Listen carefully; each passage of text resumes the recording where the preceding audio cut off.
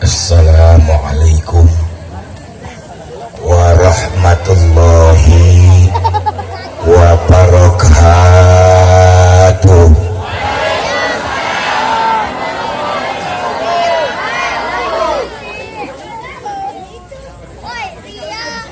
Yang di belakang suaranya belum kedengeran. Dah, mulutnya diem.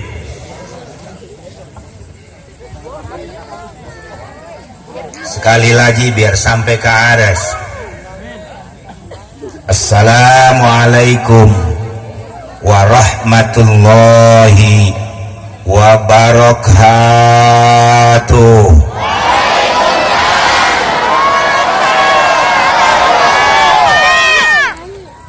Thank you very much.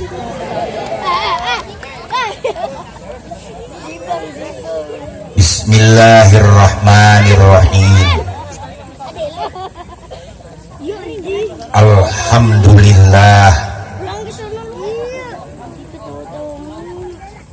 Alhamdulillahilladzi ja'ala da'wata ilal huda wad dilalata lil muslimin. Wassalatu wassalam ala sayyidina Muhammadin imamil anbiya wal mursalin al imamil kamil fid dunya wad din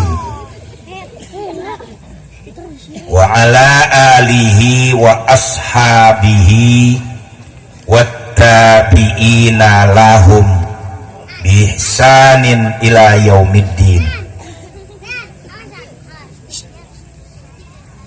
Amma ba'du, al-ga'il fi kitabihil aziz, laqad kana lakum fi rasulillahi uswatun hasanah liman kana yarjullaha wal yawmal akhirah wa dzakarallaha katsira. Shadaqallahul aliyyul azim. Mukarramun, para alim ulama, para kiai, para guru-guru, para tokoh agama, tokoh masyarakat, terutama al-mukarram al-ustadz Kiai Haji Amir Ma'ruf Al-Mukarram Al-Ustadz Kiai Haji Said Shah Al-Mukarram Al-Ustadz Sernidi, dan yang sama-sama kita hormati Bapak Lurah yang sudah menyampaikan amanatnya, Bapak Babinsa, Bapak Bimaspol,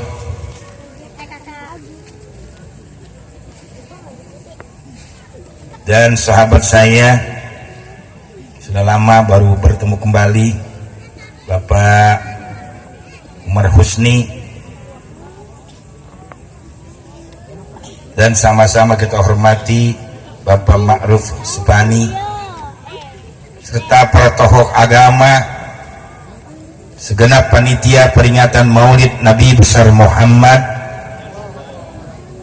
segenap panitia peringatan Maulid Nabi besar Muhammad sallallahu alaihi wasallam, bapak-bapak, ibu-ibu, pemuda-pemudi, dan saudara-saudara sekalian yang sama-sama dirahmati Allah Subhanahu wa ta'ala.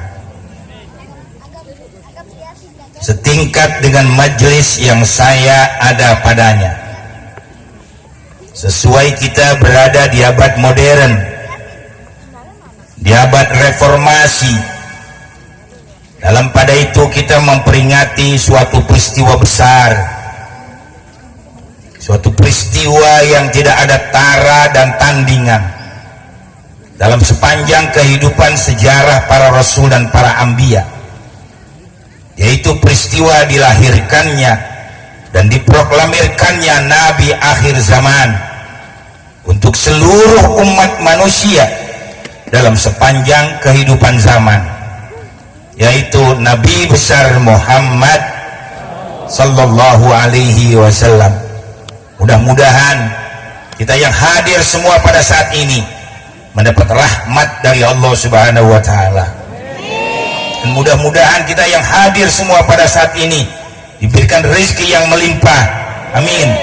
Jadi orang kaya semuanya, amin. Besok bisa umroh, amin. Besok bisa haji, amin.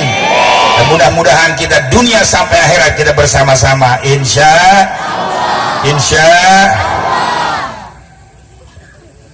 kaum muslimin dan muslimat yang dirahmati Allah Subhanahu wa taala. Kalau berbicara tentang kelahiran beliau Rasul dan sekaligus dibangkitkannya beliau Rasul, maka kita tidak boleh melupakan, karena itu diabadikan di dalam Al-Quran, yaitu tahun kelahiran beliau Rasul. Kalau ada pertanyaan, kenapa Ka'bah itu mau dihancurkan oleh Abrahat al-Ashram? Karena Ka'bah itu sejak dipegang oleh Hashim mengalami kemajuan. Bahkan pertama kalinya diberikan roti-roti kepada orang yang umroh, pada orang yang ziarah ke Ka'bah. Makanya diberi gelar Hashim, artinya tukang roti, saudara-saudara. Nama aslinya Amar, karena dia yang pertama membagikan roti-roti, maka diberi gelar Hashim. Nah, kalau di ini ada yang namanya Hashim, artinya tukang roti, saudara-saudara. Gak apa-apa, tafaulan bagus, ikut kepada kumpinya beliau Rasul. Setelah Hashim meninggal dunia, dilanjutkan oleh putranya Syaibah. Kenapa diberi nama Syaibah? Karena begitu lahir rambutnya ubanan semua, jadi diberi nama Syaibah. Begitu memimpin Ka'bah, lebih maju, lebih hebat, lebih banyak orang yang ziarah, lebih banyak orang yang tawaf di sana, maka diberi gelar Abdul Muthalib, artinya orang tua yang bijaksana. Lantaran itu Abrahat al-Ashram ini timbul kecemburuannya, timbul dengkinya, hasutnya, supaya orang-orang tidak ziarah lagi ke Ka'bah, maka Ka'bah harus dihancurkan. Sebelumnya dia membuat sebuah gereja yang besar, yaitu gereja Al-Qulais yang megah dan indah. Lalu mengirim surat kepada Raja Negus di Habasyah, kalau Abrahat al-Ashram yang berkuasa di Yaman ingin menghancurkan Ka'bah. Rupanya berita ini tercium oleh orang-orang Quraisy Mekah. Kalau Abrahat ingin menghancurkan Ka'bah, salah satu di antara mereka dari suku Kinana berangkat ke Yaman melihat gereja Al-Qulais. Ternyata benar. Woi, diam deh. Akhirnya orang Quraisy Mekah dari suku Kinana masuk ke dalam gereja Al-Qulais. Begitu masuk ke dalam, dia berakin tuh gereja, saudara-saudara. Tahu sendiri, Arab makan kambingnya satu berdua, tokainya setumbra.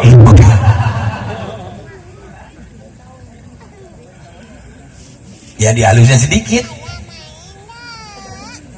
Akhirnya sampai kepada Abrahat al-Ashram, siapa yang buang air besar di gereja ini?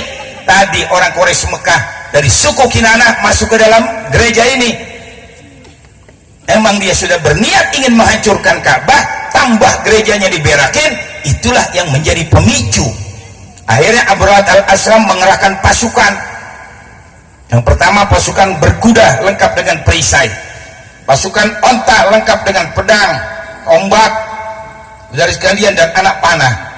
Yang ketiga pasukan berjalan kaki sebanyak 60.000 orang. Dan yang terbesar ketika itu adalah ahli tafsir mengatakan pasukan bala tentara gajah. Begitu mendekati Ka'bah, kurang lebih sekitar 3-4 km, dan Ka'bah siap dihancurkan, datang azab Allah subhanahu wa ta'ala. Mereka diberikan penyakit cacar ganas yang besar-besar. Akhirnya banyak pasukan Abrahat yang mati karena cacar, termasuk Abrahat al-Ashram sebagai raja yang memimpin pasukan itu juga diberi penyakit cacar. Nggak kuat, akhirnya dia pulang ke Yaman. Belum sampai di Yaman, baru sampai di kota San'a, Abrahat al-Ashram juga mati karena cacar. Itu azab Allah. Azab Allah. Lalu kita bertanya, yang lainnya bagaimana, termasuk pasukan bala tentara gajah yang paling besar? Wa arsala alaihim toiran ababil. Allah mengirimkan burung yang begitu banyak, jumlahnya sangat besar. Ababil afwaja. Gak ada burung ababil, Paul. Kadang-kadang nggak ngerti agama, so ngomong. Allah kirimkan burung ababil. Nggak ada burung ababil. Yang ada penyanyi dangdut Yunita Ababil, saudara-saudara. Kalau burung ababil tidak ada. Cuman Al-Imam Nawawi Al-Bantani mentafsirkan ayat ini, burungnya itu punya belalai seperti gajah, karena yang dihancurkan adalah pasukan bala tentara gajah. Membawa batu dari neraka Sijil, dilempari mereka semuanya itu, hancurlah mereka. Faja'alahum ka'asfim, seperti daun dimakan ulat. Siapa itu? Tentaranya Allah subhanahu. Tidak lama kemudian lahirlah seorang pemimpin revolusi dunia terbesar yang kita peringati malam hari ini, yaitu Nabi besar Muhammad sallallahu alaihi wasallam. Makanya tahun kelahirannya dinamakan tahun gajah. Begitu ceritanya, saudara-saudara. Kayaknya jangan main-main sama Allah. Ini sekarang banyak pada main-main sama Allah, entar juga di modal-modalin sama Allah subhanahu wa ta'ala. Jangan. Setia Novanto adilin, penjarakan yang berat, begitu. Aku berat, begitu, saudara-saudara. Jangan belaga bego, belaga diem. Orang yang ditransfer uang saja sudah ngaku semua.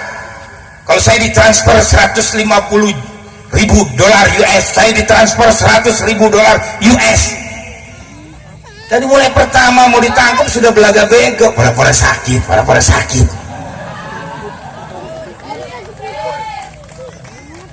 Akhirnya yang terakhir kan tabrakan, pura-pura tabrakan. Masa supirnya main di depan gak apa-apa, Setia Novanto yang di belakang yang tonger. Masih dibohongin aja. Kalau gue jadi hakim biasa gue cekek Setia Novanto berkelian. Merugikan duit rakyat tidak sedikit, 2,3 triliun. 2 miliar aja sudah banyak, 2,3 triliun. Udah beliin cendol di lapangan kerendam sudah berkelian.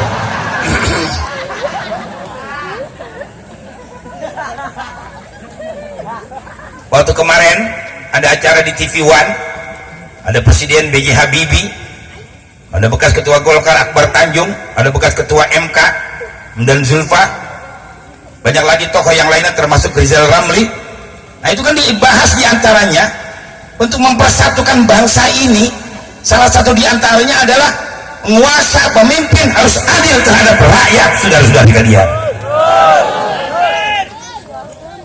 keadilan harus ditegakkan. Siapa yang bersalah hukum. Jangan hukum tumpul ke atas, tajam ke bawah. Betul-betul. Maling bebek digebugin, maling amplifier diseksa sampai mati, dibabelan. Coba lihat, kadang-kadang kita salah juga, jangan suka main hakim sendiri. Betul. Besok kalau ada yang macam-macam serahkan kepada Bapak Babinsa, serahkan kepada Bapak Husni, saudara sekalian. Nanti berbahaya juga buat kalian. Tujuan kalian benar, tapi kalau sampai korban mati kan di penjara lo. Tapi nulis mengurusin. Saya juga berbicara punya batas, saudara sekalian, tapi tetap harus berani menyampaikan kebenaran agar tegak keadilan di negara Republik Indonesia. Amin. Ya Rabbal. Itu yang saya maksudkan. Jangan orang udah nggak disukai masih mau dipilih juga kayak Ahok kemarin. Untung ada Habib Rizik, alhamdulillah. Dia kerahkan semuanya FPI seluruh Indonesia, dia ajak umat Islam seluruh Indonesia biar bagaimana Ahok turun, alhamdulillah. Mudah-mudahan Habib Rizik selamat dipelihara oleh Allah Subhanahu Wa Taala. Susah cari pemimpin yang berani. Saya siap mati kata beliau, dan istrinya siap menjadi janda. Hebat saudara-saudara. Begitu mestinya berjuang, tapi demi kebenaran, demi keadilan, bukan cari fulus mata. Kan banyak juga kan ustadz-ustadz yang belain Ahok, betul-betul. Nah itu hanya kiai-kiai fulus yang begitu. Ad-dunya bil fulus. Alasannya al-fulus yuhyin nufus. Ada fulus lulus. Akhirnya kebanyakan fulus mampus. Biasa tahlil 50.000 dapat semiliar. Nggak kuat yang terima duit, mampus sudah sekalian. Kalau saya bilang itu kiai-kiai ustadz yang belain Ahok setan semua sudah sekalian. Allahu Akbar. Kalau ustadznya sudah seperti itu, orang yang mengerti agama, bagaimana orang awam? Siapa lagi nanti yang akan menghormati Islam? Siapa lagi nanti orang yang akan menjunjung tinggi Islam dan Al-Quran? Yang ngerti agama sudah nginjak-injak Al-Quran. Kayaknya 10 orang kurang lebih itu ustadz sudah saya suruh kumpulkan di lapangan. Lu adu sama gue sendiri, gue bilangin. Kalau gue kalah, gue berarti jadi kiai. Tampol-tampolin dulu dia. Ini sebab ini Nabi pernah berbicara, ana akhwafu alaikum minad dajjal. Yang paling aku takut nanti di antara kalian hai umatku ada yang menjadi dajjal. Kila wa man hum ya Rasulullah. Siapa itu hai Rasul? Qala al ulama usu', ulama yang jahat yang memutarbalikkan fakta. Yang mengatakan yang haram menjadi halal. Ini yang mesti dihabisi saudara sekalian. Harus berani menghadapi resiko. Kalau mau jadi pejuang, jangan cengeng. Tabok dah. Ya. Colok dah. Gua ambil bini lu, ambil ya. Orang goblok gitu baju kalian. Lu kalau mau bini gua jangankan lu colek, lu mau berdua aja gua tampol sama kalian.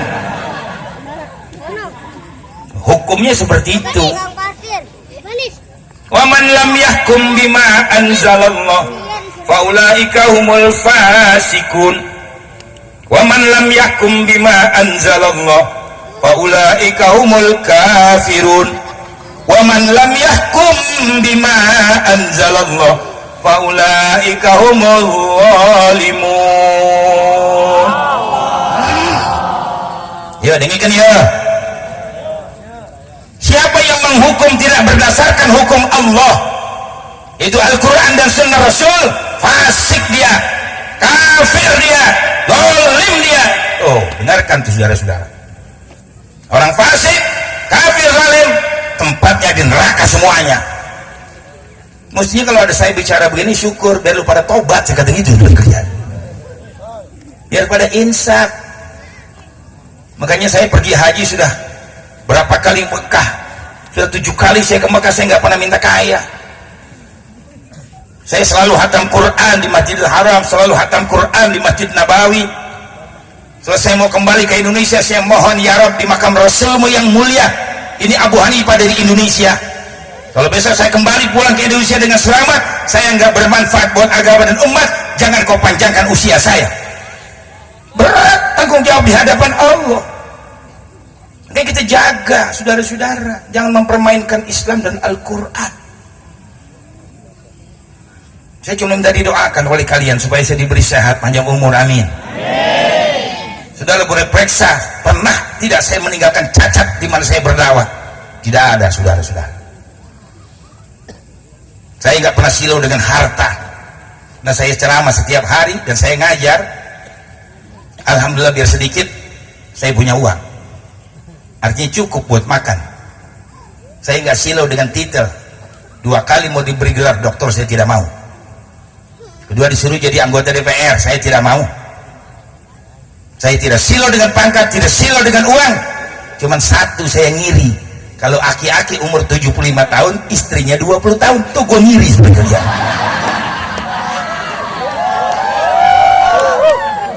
Apa resepnya itu Pak Lurah? Oh, aki-aki 75 tahun istri 20 tahun, Masya Allah, itu boleh dicari ilmunya. Nggak usah bininya muda, nenek-nenek sama aki-aki aja ngomongnya manja bener. Yang mau akan yang ya.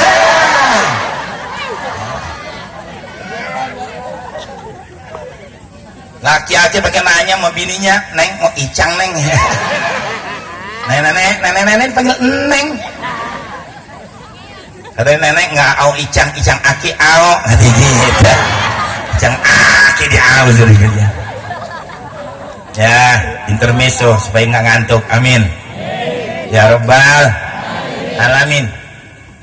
Nah, sekarang ini ada persoalan yang besar ini Pak di Indonesia, masalah LGBT. Makanya banyak ditafsirkan sekarang, L-nya longsor, G-nya gempa, B-nya banjir dan selanjutnya. Artinya apa? Nanti kalau ini dibiarkan, dilegalkan, yang namanya lesbi, yang namanya homo, yang namanya bisek, yang namanya pelacuran, semuanya dibebaskan, apa jadinya negara kita ini? Saudara-saudara, kalau yang lesbi masih rada mending, perempuan sama perempuan, ya, paling apa mama apem diadu.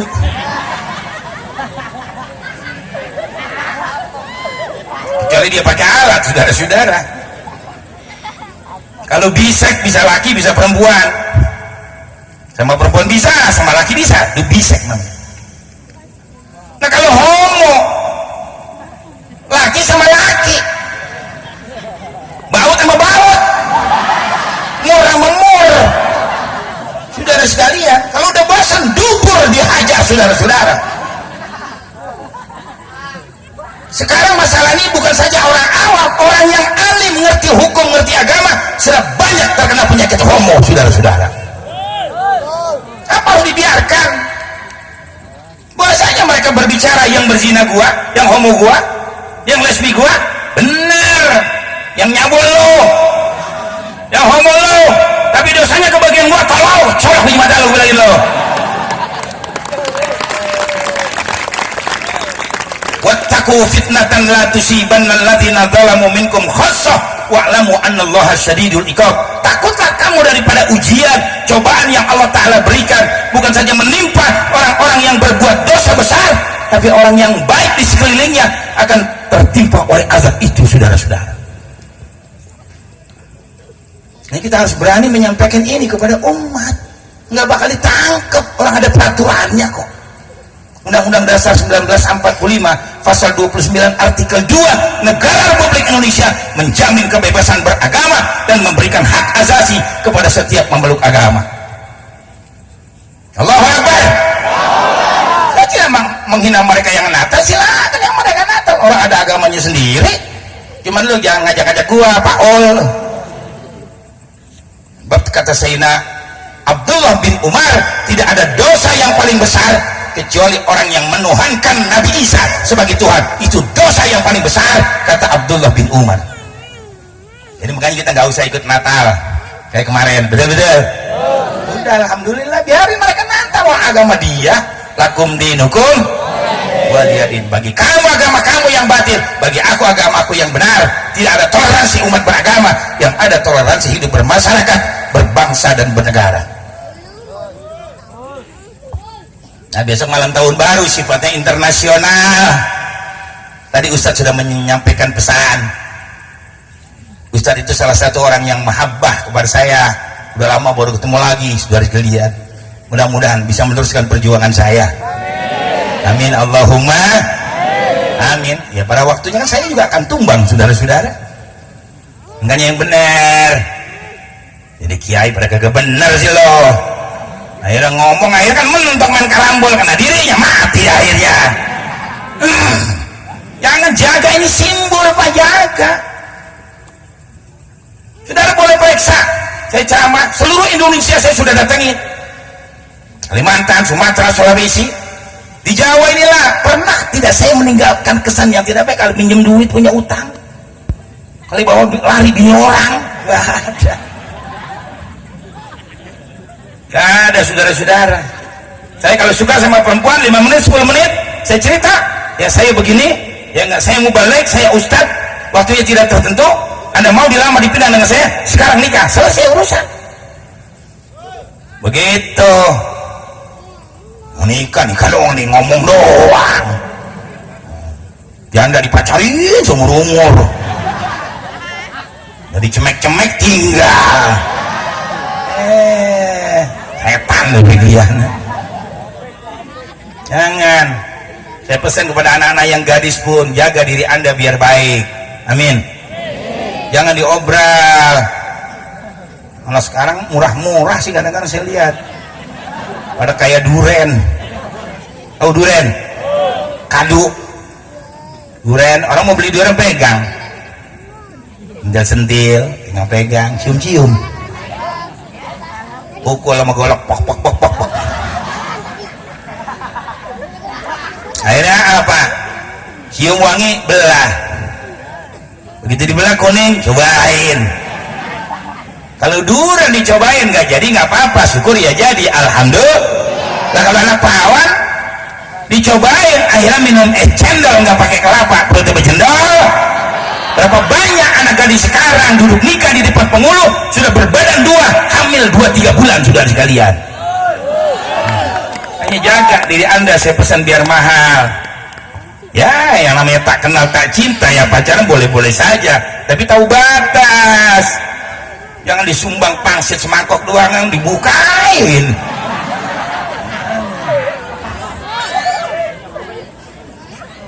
Kalau Anda bisa bertahan, Anda akan mahal nilainya. Tuh. Alasan satu aja, nanti kalau udah jadi buat siapa sih? Buat AA juga kapan? Gitu. Iya. Sekarang tanya yang sebenarnya, mau meminang saya, mau melamar saya, berani berapa memberikan mas kawin? Oh. Kayaknya anak laki biar pada kerja lu semuanya. Amin. Ngaji terus sama ustaz, tapi cari duit dan banyak-banyakan. Antum a'lamu min umuri dunyakum. Tentang persoalan dunia kamu lebih tahu daripada aku. Dari sekarang siap belajar untuk 20 tahun yang akan datang. Dari sekarang cari kekayaan buat 10-20 tahun yang akan datang. Biar begitu. Jangan menjadi pengangguran. Nabi tidak suka, Allah tidak suka. Nabi sudah contohkan sama kita. Sewaktu Nabi menikah dengan Siti Khadijah, mas kawinnya 1250 gram. Berapa itu sekarang harganya? Nabi tidak miskin. Siapa yang bilang Nabi miskin? Kayaknya ustadz juga biar kaya, jangan miskin. Kalau ustadz miskin nggak dihormat. Ya ustadz itu aja dah, gampang deh mah, kita telepon lebih jadi, kasih aja pego ya. Tapi orang wibawa seperti kita maju, kita hebat, orang takutnya main-main. Al-mu'minul qawiyyu khairun wa ahabbu ilallah minal mu'minid dha'ifi. Seorang mukmin yang kuat, kaya, alim, berani, ya enggak, lebih disukai, dicintai oleh Allah Subhanahu wa taala. Jadi begitu kita jadi orang alim. Jangan ngalah mulu. Ya gua mengalah aja dah. Ya. Habis saudara sekalian. Jadi kita berjuang seperti itu. Kemarin waktu pemilihan gubernur di Jakarta, boleh cari kaset saya ngomong di Rawalele Kembangan, ya enggak, saya bilang ini hakim semuanya tolol semua, saya bilangin pakai saja konsep Habib Rizik. Dia orang alim, dia orang pintar, S2 nya di Malaysia, dia belajarnya di Saudi Arabia, murid Habib Muhammad Al-Maliki. Dia kalau sudah berbicara tidak ada salahnya, saya lihat itu benar, pakai itu konsepnya Habib Rizik. Selesai Ahok 5 menit. Kenapa harus 16-17 kali di sidang belum juga selesai? Maka saya berbicara, kalau saya jadi hakim mengadil Ahok 5 menit selesai, dan selesai gua gorok lehernya. Anda boleh cari kaset saya. Yang terakhir saya sampaikan lagi kepada mereka semuanya, dibilang kalau besok dipaksa oleh oknum, oleh pemimpin Ahok untuk jadi gubernur, ya, saya pertaruhkan nyawa Abu Hanifah, gua tampar 40 hari, ya, gua santet Ahok dari rumah. Jadi besok kalau Ahok mati, itu kerjaan gua, Abu Hanifah, saya bilangin. Lu gak suka, jaga gua di luar, setan semua gitu loh. Harus lihat dong, Indonesia ini mayoritas Islam, betul-betul.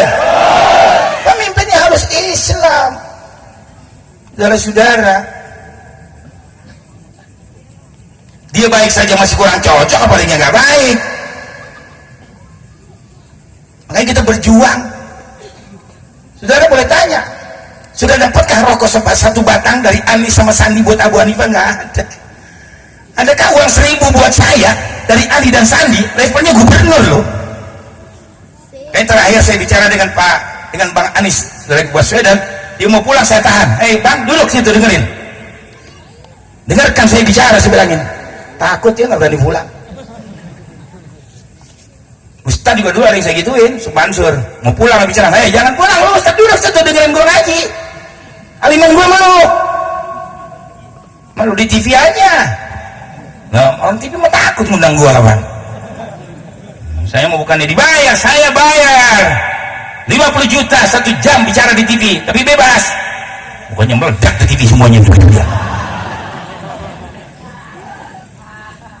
Nah, saudara-saudara, kenapa ini mau diluncurkan ini dana 185 juta dolar US untuk meloloskan LGBT? Ini kafir permainannya. Ya, sekarang sudah 3.500 laki-laki, pasangan laki-laki di Cianjur minta dinikahkan. Kayak apa saudara-saudara? 3.500 pasangan laki-laki di Cianjur saat ini minta dinikahkan. Yang kedua di Depok 1.500 minta dinikahkan. Di satu daerah lagi saya lupa 1.000 pasangan laki-laki minta dinikahkan. Berarti di Indonesia sudah banyak sekali orang-orang yang homo ini, Pak. Kayaknya ada apartemen segala macam itu. Pak, itu banyak pahala Indonesia. Nah, saya mau kaitkan, kalau beliau Rasul diangkat oleh Allah, dipilih oleh Allah sebagai Rasul, dia bertanggung jawab kepada umatnya, keselamatannya dan lain sebagainya. Saya titip saudara sekalian pada Bapak Jokowi dan Yusuf Kala, bertanggung jawab kepada keselamatan bangsanya, yaitu bangsa Indonesia. Kalau sampai LGBT ini diloloskan, saudara-saudara, karena ini azab akan turun, akan melanda. Saya mau tanya kepada kalian, dulu homo di zaman Nabi siapa? Di zaman Nabi Lut, Pak. Homo itu di zaman Nabi Lut. Begitu laki-laki suka dengan laki-laki, dia homo, saudara sekalian, itu gunung meletus, angin topan, angin puting beliung, debu berterbangan, banyak penyakit Allah turunkan. Tidak mustahil kalau besok di Indonesia yang namanya lesbi, homo, bisex dan lain sebagainya akan dilegalkan oleh pemerintah kita, akan turun azab yang besar dari Allah Subhanahu wa taala. Naudzubillah. Saya berbicara begini, saya sayang dengan bangsa dan negara, saya sayang dengan pemimpin-pemimpin kita, saudara sekalian. Amin ya Rabbal. Tapi kalau nggak mau juga ikut campur mengatasi persoalan ini, saya tinggal berdoa. Karena ini saya tahu kerjaan orang kafir semua. Orang kafir mau brengsek aja udah. Paling incek biang brengsek sekalian. Jangan lu kira Cina kagak ngerampok uang negara. Uang negara yang dirampok sama Cina itu 2.000 triliun. Oh, biar tahu loh. Utang negara dari zaman Soekarno sampai SBY cuma 2.200 triliun. Nah sekarang nih gara-gara Mak Lampir ikut campur tangan. Oh, Mak Lampir Mega, utang negara sekarang sudah 4.200 triliun. Saya bicara benar, Pak Jokowi itu presiden, dia yang mesti berbicara kenegaraan, benar-benar. Karena dia presiden, kepala negara. Apa presiden cuma 10 menit? Megawati yang bicara panjang lebar, bicara kenegaraan, saudara sekalian. Lu ketua partai, bicara partai aja sana. cara agama juga salah. Tuhan Subhanahu wa taala bla bla bla. Dia bicara, dibilang apa? Jangan bicara surga neraka kalau kita belum pernah ke sono. Emang belum ada yang ke sono? Belum ada. Nabi saja waktu Mi'raj itu diputarkan filmnya, film surga sama neraka. Kalau mau masuk ke surga begini, masuk ke neraka ya begini. Kayaknya hadis Nabi keluar tuh asbabul wurud, ya enggak? Al jannatu khuffat bil makari. Untuk masuk ke dalam surga tidak disukai oleh nafsu, dibentengi oleh sesuatu yang beresiko. Wanar huffat bisyahawat. Tapi orang masuk neraka disenangi sama nafsu. Saya mau tanya sekarang, sembahyang subuh sama tidur enakan mana kira-kira? Enakan tidur, tapi neraka nungguin. Sembahyang subuh berat, tapi surga menanti kita. Masuk diskotik tuh, Hotel Alexis MG yang ditutup sama Gubernur DKI Jakarta. Makanya seorang pengacara hebat di Indonesia, Hotman Paris Hutapea, dia agamanya Kristen itu, tapi dia pengacara hebat di Indonesia. Begitu Alexis ditutup, apa kata Hotman Paris Hutapea? Beruntung Alexis ditutup sama Gubernur DKI Jakarta yang baru. Kenapa saudara kalian? Buat istri-istri pejabat, karena yang nongkrong di sana oknum para pemimpin, saudara-saudara kalian. Rusak semua sudah. Ya orang kita sebenarnya mampu, gaji pego sehari.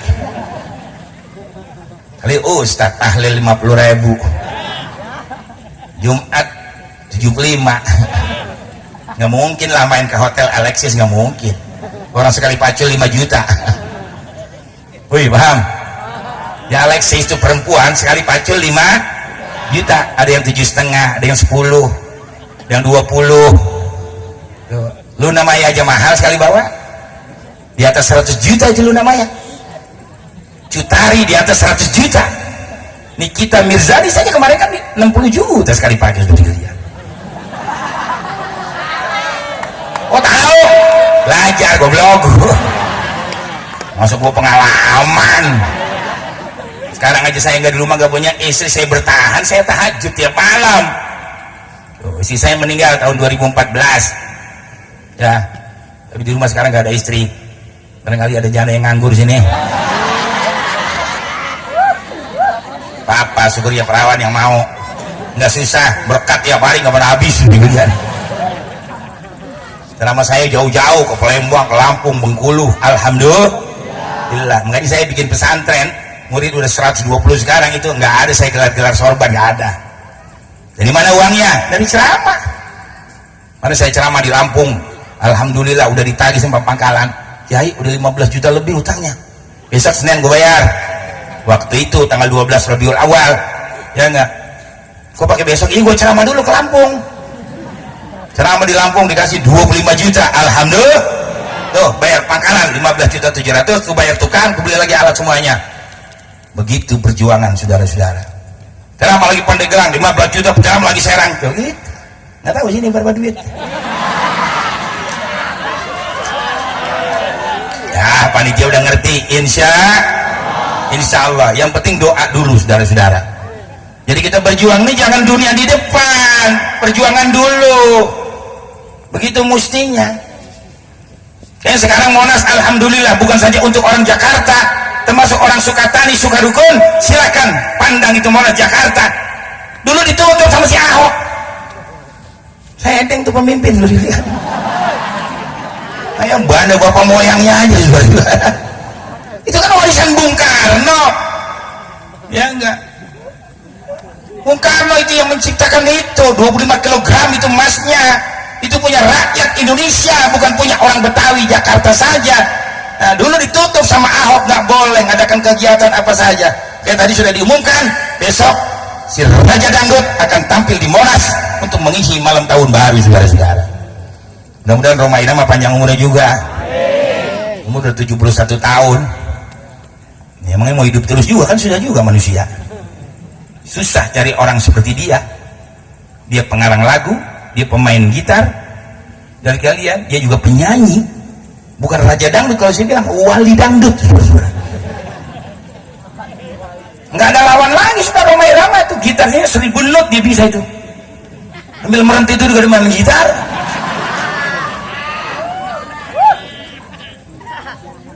mungkin di akhir hayat sekarang ini beliau ingin mengisi waktunya berjuang membela bangsa dan negara. Amin. Makanya punya partai namanya Idaman. Baru sekarang ini partai berapa puluh tahun di Indonesia yang pakai nama Islam. Idaman, Islam, damai, aman. Tuh, saudara-saudara. Emang benar begitu, Islam nggak boleh jahat. Sangit ngakil aja malah ngomong ngaco tuh di TV. Ketua NU ngomongnya, Islam tersebar dengan perang, dengan pedang. Waduh, ngaco gue bilang orang. Nggak ada Islam tersebar dengan pedang, tidak ada. Islam tersebar dengan akhlakul karimah. Dari saudara, sampai Nabi hijrah dari Mekah ke Madinah dipeter terus, mau dibunuh. Itu juga diperintah sama Allah. Nabi nggak mau layanin, walaupun orang Ansar sudah merangkul, sudah bersatu dengan muhajir, tapi karena perintah dari Allah, ya nggak, manitada alaikum fa'tadu bimithli ma'tada alaikum. Kalau kamu diserang, ya nggak, oleh suatu pasukan, serang lagi mereka dengan serangan yang lebih hebat, kata Allah. Kata Nabi, umatku kecil, cuma 300 orang lawan pasukan Abu Sufyan ribuan. Ini malaikat 4.000, ini jin 4.000 yang tidak bisa dilihat oleh mereka. Oh, hebat tentaranya Allah, jangan main-main. Saudara-saudara, kayaknya ada sahabat begitu selesai perang Badar bilang apa? Ya Rasul, saya belum bunuh itu orang, tapi kok sudah putus lehernya. Itulah tentaranya Allah, malaikat dan jin. Ustaz kiai kalau berjuang benar pasti dibela sama Allah. Saudara-saudara, gak usah khawatir. Andai kata ditakdirkan mati dibunuh, Sayyidina Utsman juga mati dibunuh sedang membaca Al-Quran. Sayyidina Ali juga mati dibunuh, walaupun gak sekaligus dia mati. Sayyidina Umar juga mati dibunuh. Saudara-saudara, yang penting kehidupan sana nanti kita jadi mulia. Tapi insya Allah di Indonesia ya, mayoritas masih umat Islam dan baik-baik semuanya, insya nggak ada orang Islam jahat tuh, nggak ada. Justru sekarang ini kalau kita lihat memang banyak PKI ini, saudara kalian, di negara Indonesia muncul kembali nih. Ini yang saya khawatir ya. Kalau kita bicara zaman Pak Harto, PKI harus dibasmi sampai ke akar-akarnya, tidak boleh dibiarkan hidup. Nah, PKI lebih berbahaya daripada orang-orang Yahudi. Yahudi itu biar nggak ngomong jahat dia, Donald Trump peralat, lu gue pilih jadi presiden, lalu robat ibu kota Israel kan Tel Aviv, kenapa dirubah jadi Yerusalem? Saudara-saudara, saya kepengen ini perang di sana karena 128 negara tidak setuju. Ada yang abstain, arti diam, tidak ikut campur.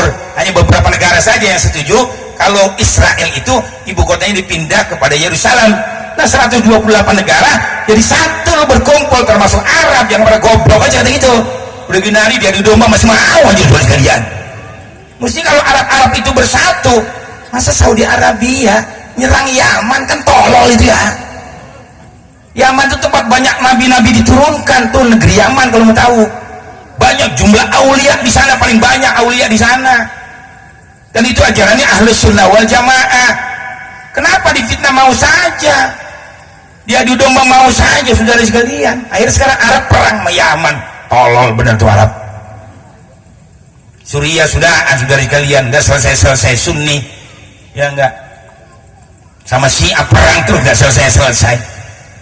Nah, kalau dia kembali kepada Al-Quran, saudara-saudara sekalian, silakan saja soal aliran kok, nggak ada masalah. Di sini ada NU dan Muhammadiyah, tenang-naon, mau pakai kunut sah, nggak pakai kunut, tapi lu kudu ngaji. Ini pakai kunut dalilnya mana? Ini nggak pakai kunut dalilnya mana? Belajar dulu. Tarawih ini yang bener yang mana? Yang 20 atau 8? Belajar dulu, baca Riyadhus Shalihin. Syarahnya Dalilul Falihin. Di sana ada tulisan Qiyamul Lail. Qiyamul Lail itu jangan diartikan witir. Qiyamul Lail itu artinya apa? Salat tahajud. Qiyamul Lail ay at-tahajud. Jadi kita dianjurkan bangun malam, Qiyamul Lail. Salat tarawih, salat bersenang-senang. Salat tarawih, salat bersenang-senang. Di zaman Nabi cuma 3 hari. Di zaman Sayyidina Umar dihidupkan kembali. 2 rakaat salam, 2 rakaat salam, setelah 4 rakaat tawaf di Ka'bah. Makanya sholat tarawihnya sampai pagi baru selesai. Sanggup belum itu? Habis sholat istirahat. Di sini juga boleh Ustaz bikin sholat tarawih di Masjid Agung, di mana, di lapangan. Habis 4 rakaat 2 salam istirahat dulu, ngopi dulu, rokok 2 batang, ntar terusin lagi, 2 salam, pulang lagi, makan dulu. Boleh, yang penting jumlahnya 20 rakaat itu sholat tarawih. Saudara-saudara, mau 8 ya nggak apa-apa, urusan lu, nggak sembahyang, nggak apa-apa. Cuma saya jelaskan yang begini riwayatnya. Tuh, udah 8 tuh, balik lagi, bayang tarawih 2 salam, berarti 12 kan, 3 kali 4. Pulang dulu, lu kekepin dulu bini lu di rumah. Nggak apa-apa, boleh maju dulu, boleh. Habis mati mandi, kan kamar mandi di dalam. Selesai setengah jam berangkat lagi, maju sholat lagi. Itu tarawih. Yang penting semalaman 20 rakaat. Cuman agak ribet barangkali. Hanya dilanjutkan saja seperti di Mekah sekarang, 1 malam 1 juz Al-Quran. Ya, sembahyang sekaligus. Saya pernah sholat tarawih di Mekah. Ya, nggak selesainya jam setengah 1.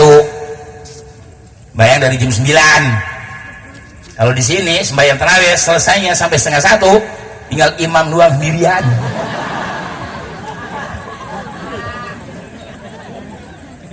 Ya memang beda sudah beda, maka nilainya juga beda Pak.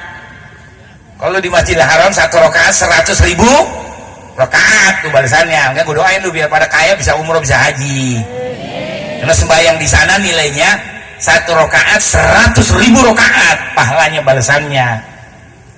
Sekali hatam di Masjidil Haram sama dengan 100.000 kali hatam. Tuh. Saudara-saudara, kalau di Masjid Nabawi 1 rakaat 1.000. Kalau 1 kali hatam 1.000 kali hatam bayarannya dari Allah. Sebetulnya tarawih di sini mesti lebih banyak. Karena di sini 1 rakaat 10. Jauh kan? Di Masjidil Haram 1 rakaat 100.000 pahalanya. Di Sukarukun 1 rakaat 10.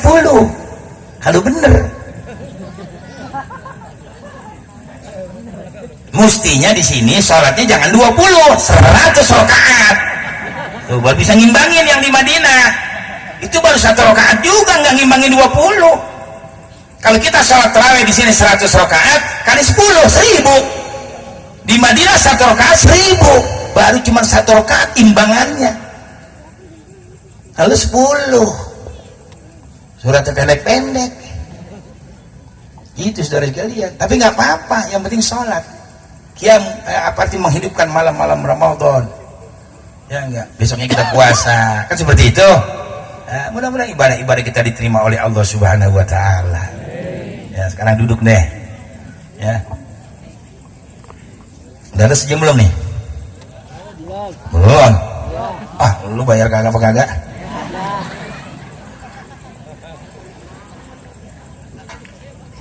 Gak apa-apa, biar segar, nggak ngantuk. Saudara-saudara, saya belum bicara masalah kebangkitan beliau Rasul. Kalau situasi sekarang seperti ini, mudah-mudahan nanti bisa menjalar ke Sukatani, menjalar ke Bekasi, biar jangan sampai ada maksiat, pelacuran-pelacuran ditutup. Ya nggak? Jablay kali ini nanya udah. Jadi bini yang ketiga, keempat, gak apa-apa. Tapi membanyakan perempuan mau bilang apa? Pak, abang ipar saya di Batam, tinggalnya di Batam sampai sekarang. Itu di Batam pelacur sekarang 150.000 pelacur sudah dia. Allahu Akbar. Saya tanya, 150.000 pelacur di Batam. Allahu Akbar, macam-macam tuh manusia. Wah, kalau nggak ada ustadz, nggak ada kiai, apa jadinya negara kita ini? Untung masih ada pesantren, amin. Masih banyak masjid, banyak musola, banyak majelis taklim. Ini mau bikin maulid seperti ini, alhamdulillah. Makanya jangan bilang bid'ah, jangan. Yang ngomong bid'ah sini sama gua, colok di mata lu. Jangan bikin orang jadi nggak semangat. Ini syiar Islam. Kalau mengerti bid'ah belajar. Tidak semua bid'ah dolalah. bahkan bid'ah ada yang diwajibkan. Tuh ngaji, lu sekolahnya sih titelnya SAG doang, sarjana asal gobleh, kayak Mama Dedeh lagunya. Emang Mama Dedeh lu kira pinter itu? Banyak salahnya itu orang. Gimana ngaji nenek-nenek subuh pada ngantuk, betul. Yang baca Quran aja udah nggak fasih. Kan ditanya bagaimana Mama Dedeh sembahyang pakai mukena, waktu sujud pakai mukena, boleh apa enggak? Boleh. Ngaji di mana saudara-saudara? Berarti ketahuan nggak alim dia itu, nggak ngaji fikih. Nggak boleh nih Abu Hanifah sholat nih pakai selendang, nanti sujud pakai selendang, boleh apa tidak? Tidak boleh, haram hukumnya, karena ini pakaian bukan sejadah. Mama Dedeh itu laguannya. Tanya lagi, bagaimana Mama orang perempuan lagi haid masuk masjid? Boleh, nanti kalau bocor sumpah. Mau diangkat roh di masjid. Nggak susah, orang perempuan masuk surga nggak susah kok, gampang. Bu, Pak Husni, Pak Babinsa, Pak Lurah, saya termasuk Ustadz Kiai semuanya, surganya di bawah telapak kaki ibu. Tapi ibu-ibu surganya di bawah telapak kaki. Wih, nyawa Ustazah pada takut ini. Ibu-ibu surganya di bawah telapak kaki suami. Idza matat imra'atun wa zawjuha radin anha dakhalat jannata rabbiha. Apabila seorang istri meninggal dunia, suaminya redha, surga itu perempuan. Sekarang lo orang laki kalau bini meninggal duluan, redha apa kagak? Oh, nyawa nggak punya bini. Takut biasa orang laki banyak kita takut mau bini. Biar rata-rata jangan. Orang laki nggak boleh takut sama istri, tidak boleh. Saudara-saudara, khasarah, rugi besar. Tuh, jangan takut, tidak boleh sama istri. Galak juga tidak boleh sama istri, tidak boleh.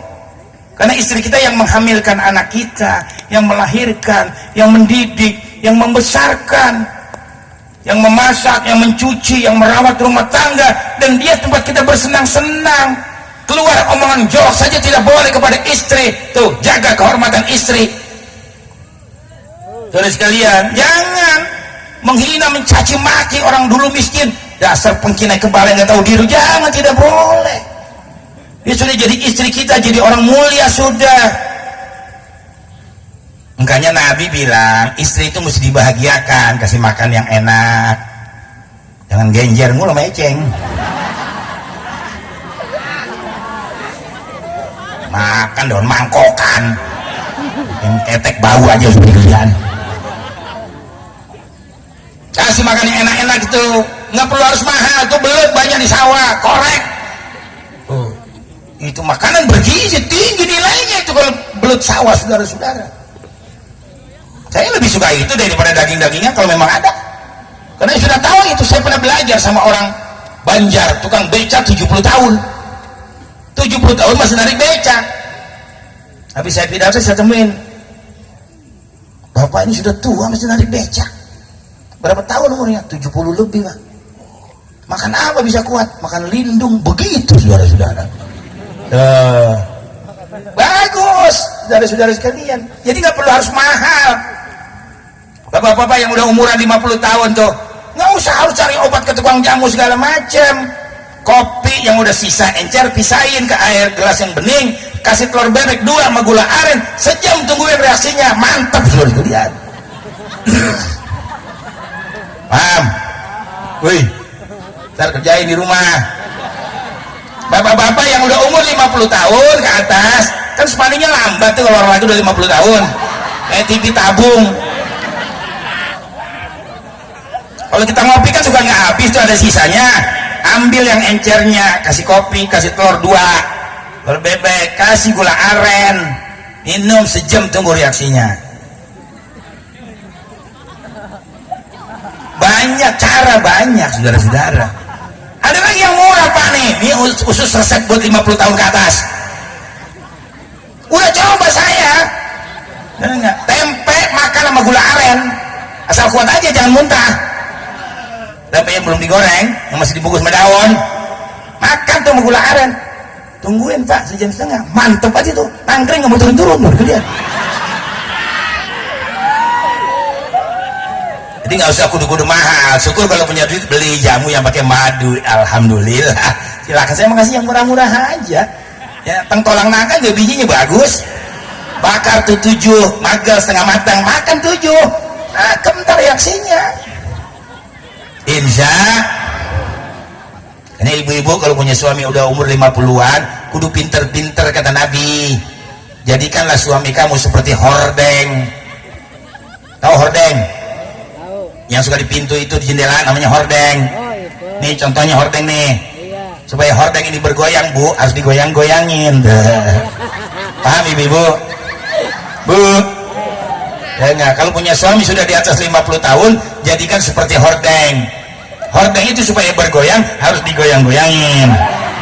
Nah suami yang udah umur 50 tahun supaya spanningnya cepat, itu si koboynya digoyang-goyangin. Nabi yang suruh, bukan saya, saudara-saudara. Gak banyak cara. Yang penting bapak-bapak, ayo hormatin kaum wanita. Bab ini wasiat Nabi waktu meninggal dunia, as-shalah, jaga sembahyang 5 waktu. Qu anfusakum wa ahlikum naro, jaga diri kamu, istri kamu, anak-anak kamu dari api neraka. Al-Imam Nawawi mentafsirkan, yang pertama sholat 5 waktu jangan ditinggal, yang kedua kasih makan yang halal anak-anak kamu dan istri kamu. Itu tafsiran Al-Imam Nawawi. Yang mesti belajar saudara sekalian ya. Selamatkan mereka semuanya. Nabi berwasiat an-nisa, yang kedua jaga kaum perempuan, hormati kaum perempuan. Makanya di samping belikan makanan yang enak, belikan baju, wa taksuha idza tasaita, belikan pakaian sunnah 3 bulan sekali. Buat istri 3 bulan sekali harus diberikan pakaian, paling tidak 6 bulan sekali. Syukur kalau punya duit setiap bulan istri diberikan pakaian. Dengarkan loh laki loh, laki pelita 17 setan sama bini kalian. Jangan, bahagiakan istri, bahagiakan. Oh boro-boro nggak boleh dihilangin, dosa juga ibu-ibu ya. Belum cukup kasih makan, kasih pakaian, bawa ke salon, permak mukanya biar cantik dia. Punya istri kalau cantik enak, dibawa kemana-mana nggak malu. Ya bini udah jelek ngadat mulu lagi, duit di dompet hilang melulu, nggak usah dibawa kondangan, dibawa nyelawat juga malu lihat. Mudah-mudahan yang hadir cantik semua, amin ya robbal. Belum cukup bawa ke salon, bawa ke toko emas. Apalagi bini sering sakit, lihat tetangga emasnya gota ganti, lu jangan bawa ke dokter, biar 1000 dokter juga nggak bakal baik. Tuh, bawa ke toko emas, lu beliin 50 gram, 30 gram, langsung sembuh. Panas turun drastis, darah tinggi turun drastis. Harus begitu, sekali-kali punya uang simpenan, bahagiakan istri. Ibu saya waktu masih hidup 71 tahun minta emas 5 gram, saya beli ini 40 gram, di majlis taklim tangannya begini terus. Itu orang sudah tua, bagaimana yang muda? Kayaknya almarhumah istri saya itu setiap saya pergi ke Mekah pulang 50 gram, 50 gram, 100 gram saya beliin. Senang, silakan kamu pakai biar cantik kamu, saya bilang. Tapi berbakti sama suami, insya emang begitu Pak, dari sononya begitu udah. Kalau yang namanya perempuan mah dunia. Kan ada lagu Elvi Sukaisi, jelas wanita semua sama, ingin dicinta, ingin dimanja, butuh perhatian, butuh perlindungan dari orang yang paling tersayang. Kan gitu lagunya ya, kalau salah lu betulin. Tapi mengapa engkau tak pernah menghiraukan tentang diri ini, sedangkan dirimu selalu meminta agar aku setia padamu. Kayaknya Ustadz kudu nyanyi juga, yang mentang-mentang jadi Ustadz ngaji terus, sholat terus, zikir terus, tasbih terus, nggak pernah pakai celana panjang, sarung terus. Jalan ada perempuan lagi pegang tasbih, merem. Ustadz goblok ini belian. susah amat hidupnya begitu. Hanya saya, banyak orang bilang awet muda, umur saya udah 60 tahun tapi potongan 30. Coba lihat, nggak ada penyakit kalau saya masih bawa mobil sendiri. Kalau anak saya nggak ada tuh, masing-masing pada punya kesibukan, saya bawa sendiri. Kesian orang yang nungguin, yang undang saya masih melarikan mobil 160. Dari sekalian, yang penting kita sehat, alhamdulillah. Jangan lupa doa minta kepada Allah. Nah inilah saudara-saudara sekalian, yang penting hati kita jangan kotor, jangan dengki, jangan hasut. Saya kalau punya teman-teman, baik tentara, baik pejabat, baik teman semua, ustadz, kalau dia pada kaya, saya senang, saya bahagia. Teman saya pada makmur, subur hidupnya, tuh nggak ada saya dengki. Saudara sekalian, syukur dia pada kaya, jadi nggak minjem duit sama gua. Cuman satu saya mengirinya tadi Pak, saya bilangin, aki-aki 75 tahun, bininya 20 tahun tuh gue gedek berlian. Kenapa bisa begitu? Cari ilmunya saudara-saudara. Ya. Kalau kayak saya lagi nyanyi, kadang-kadang orang bilang Abu Hanifah mirip Rhoma Irama. Bukan, salah juga loh. Roma mirip gua. Dan dia sama saya seperti abang sendiri. Kalau sini mengundang Roma di tempatnya cocok ini. Tahun depan mulai dah lu undang Roma, tak gue ngundangin.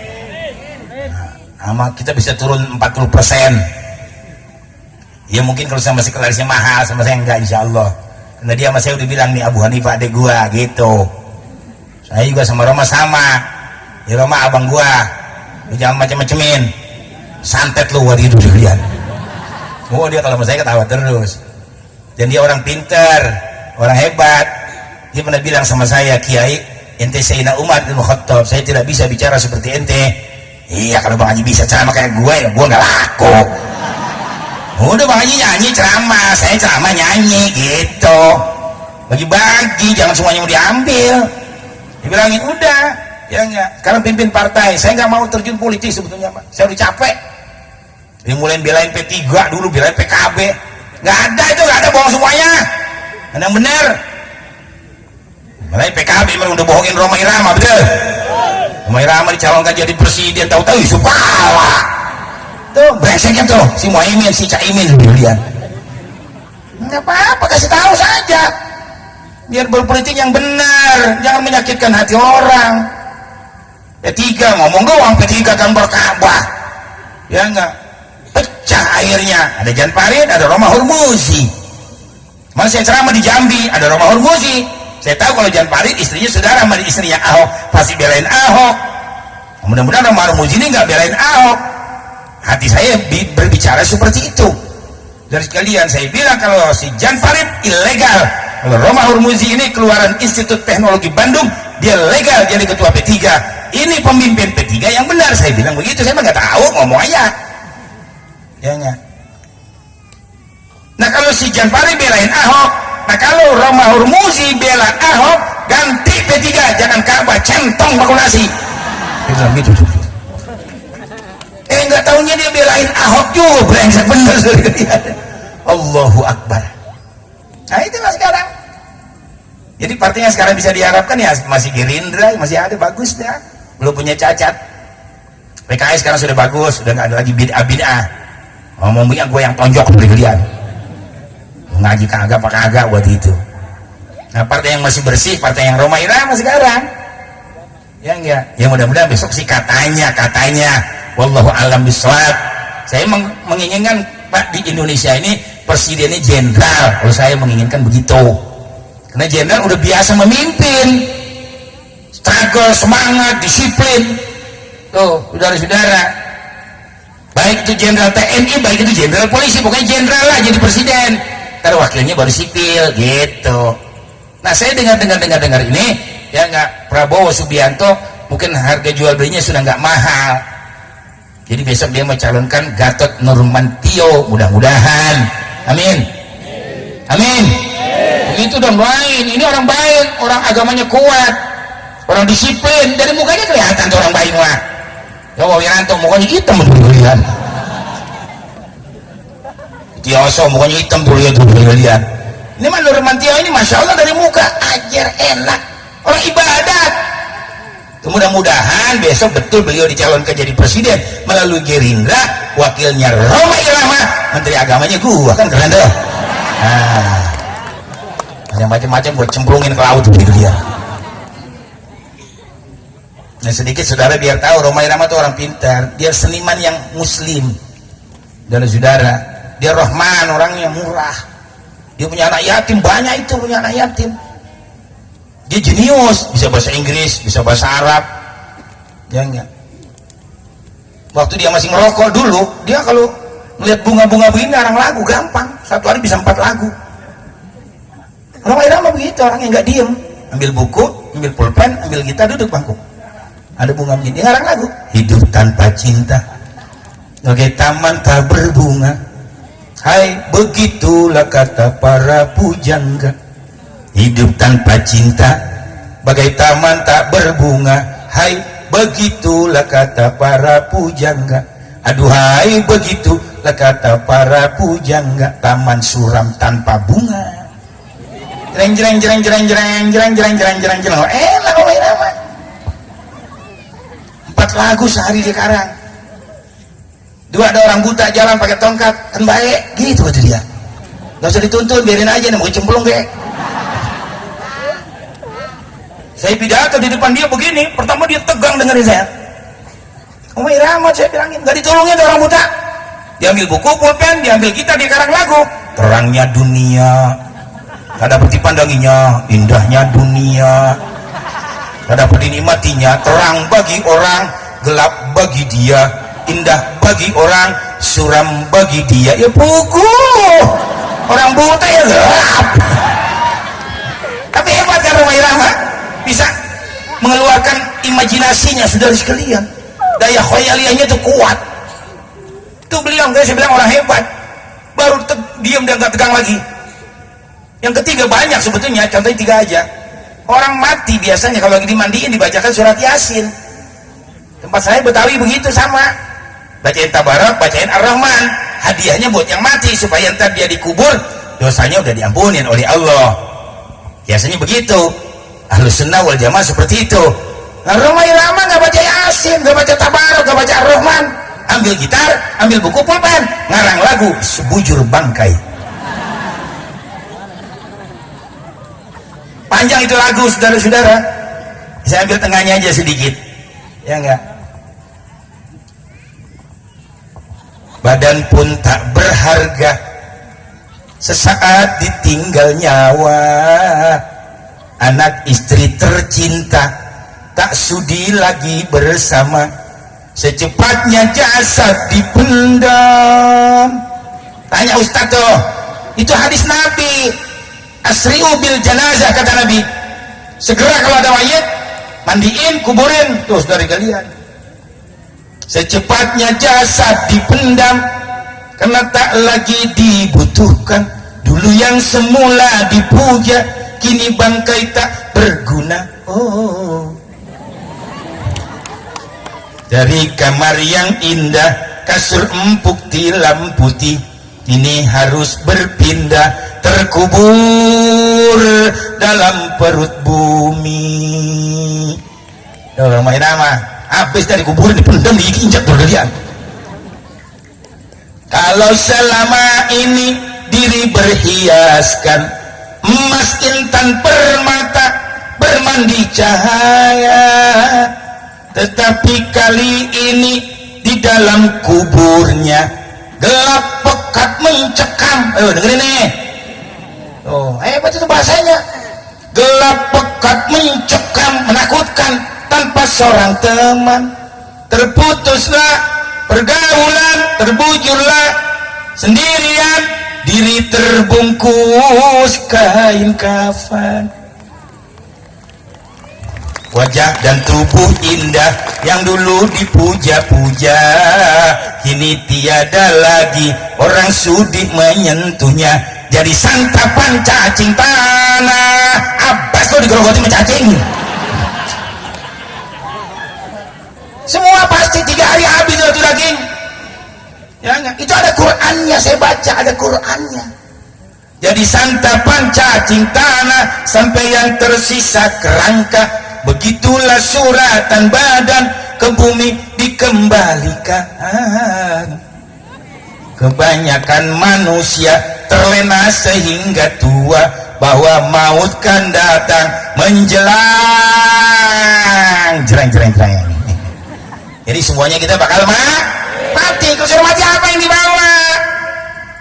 Hanya taubat udah, kalau udah 40 tahun banyakin ibadah kepada Allah. Jangan maksiat terus, saudara sekalian. Kata Nabi, kalau umur sudah di atas 40 tahun, banyak kamu gulung tikar di tengah malam. Artinya apa? Jangan tidur, tahajud, minta kepada Allah Subhanahu wa Ta'ala. Nabi pesankan seperti itu kepada kita. Kita nggak tahu, kemarin abang saya meninggal dunia belum 40 hari. Saudara 11 tinggal 5. Saudara-saudara, nomor 5, nomor 6, nomor 7. Saya nomor 7. Mana yang meninggal nomor 6? Ya sekarang tinggal 2, nomor 5, nomor 7. Sama nomor 10, 11 perempuan dua-duanya.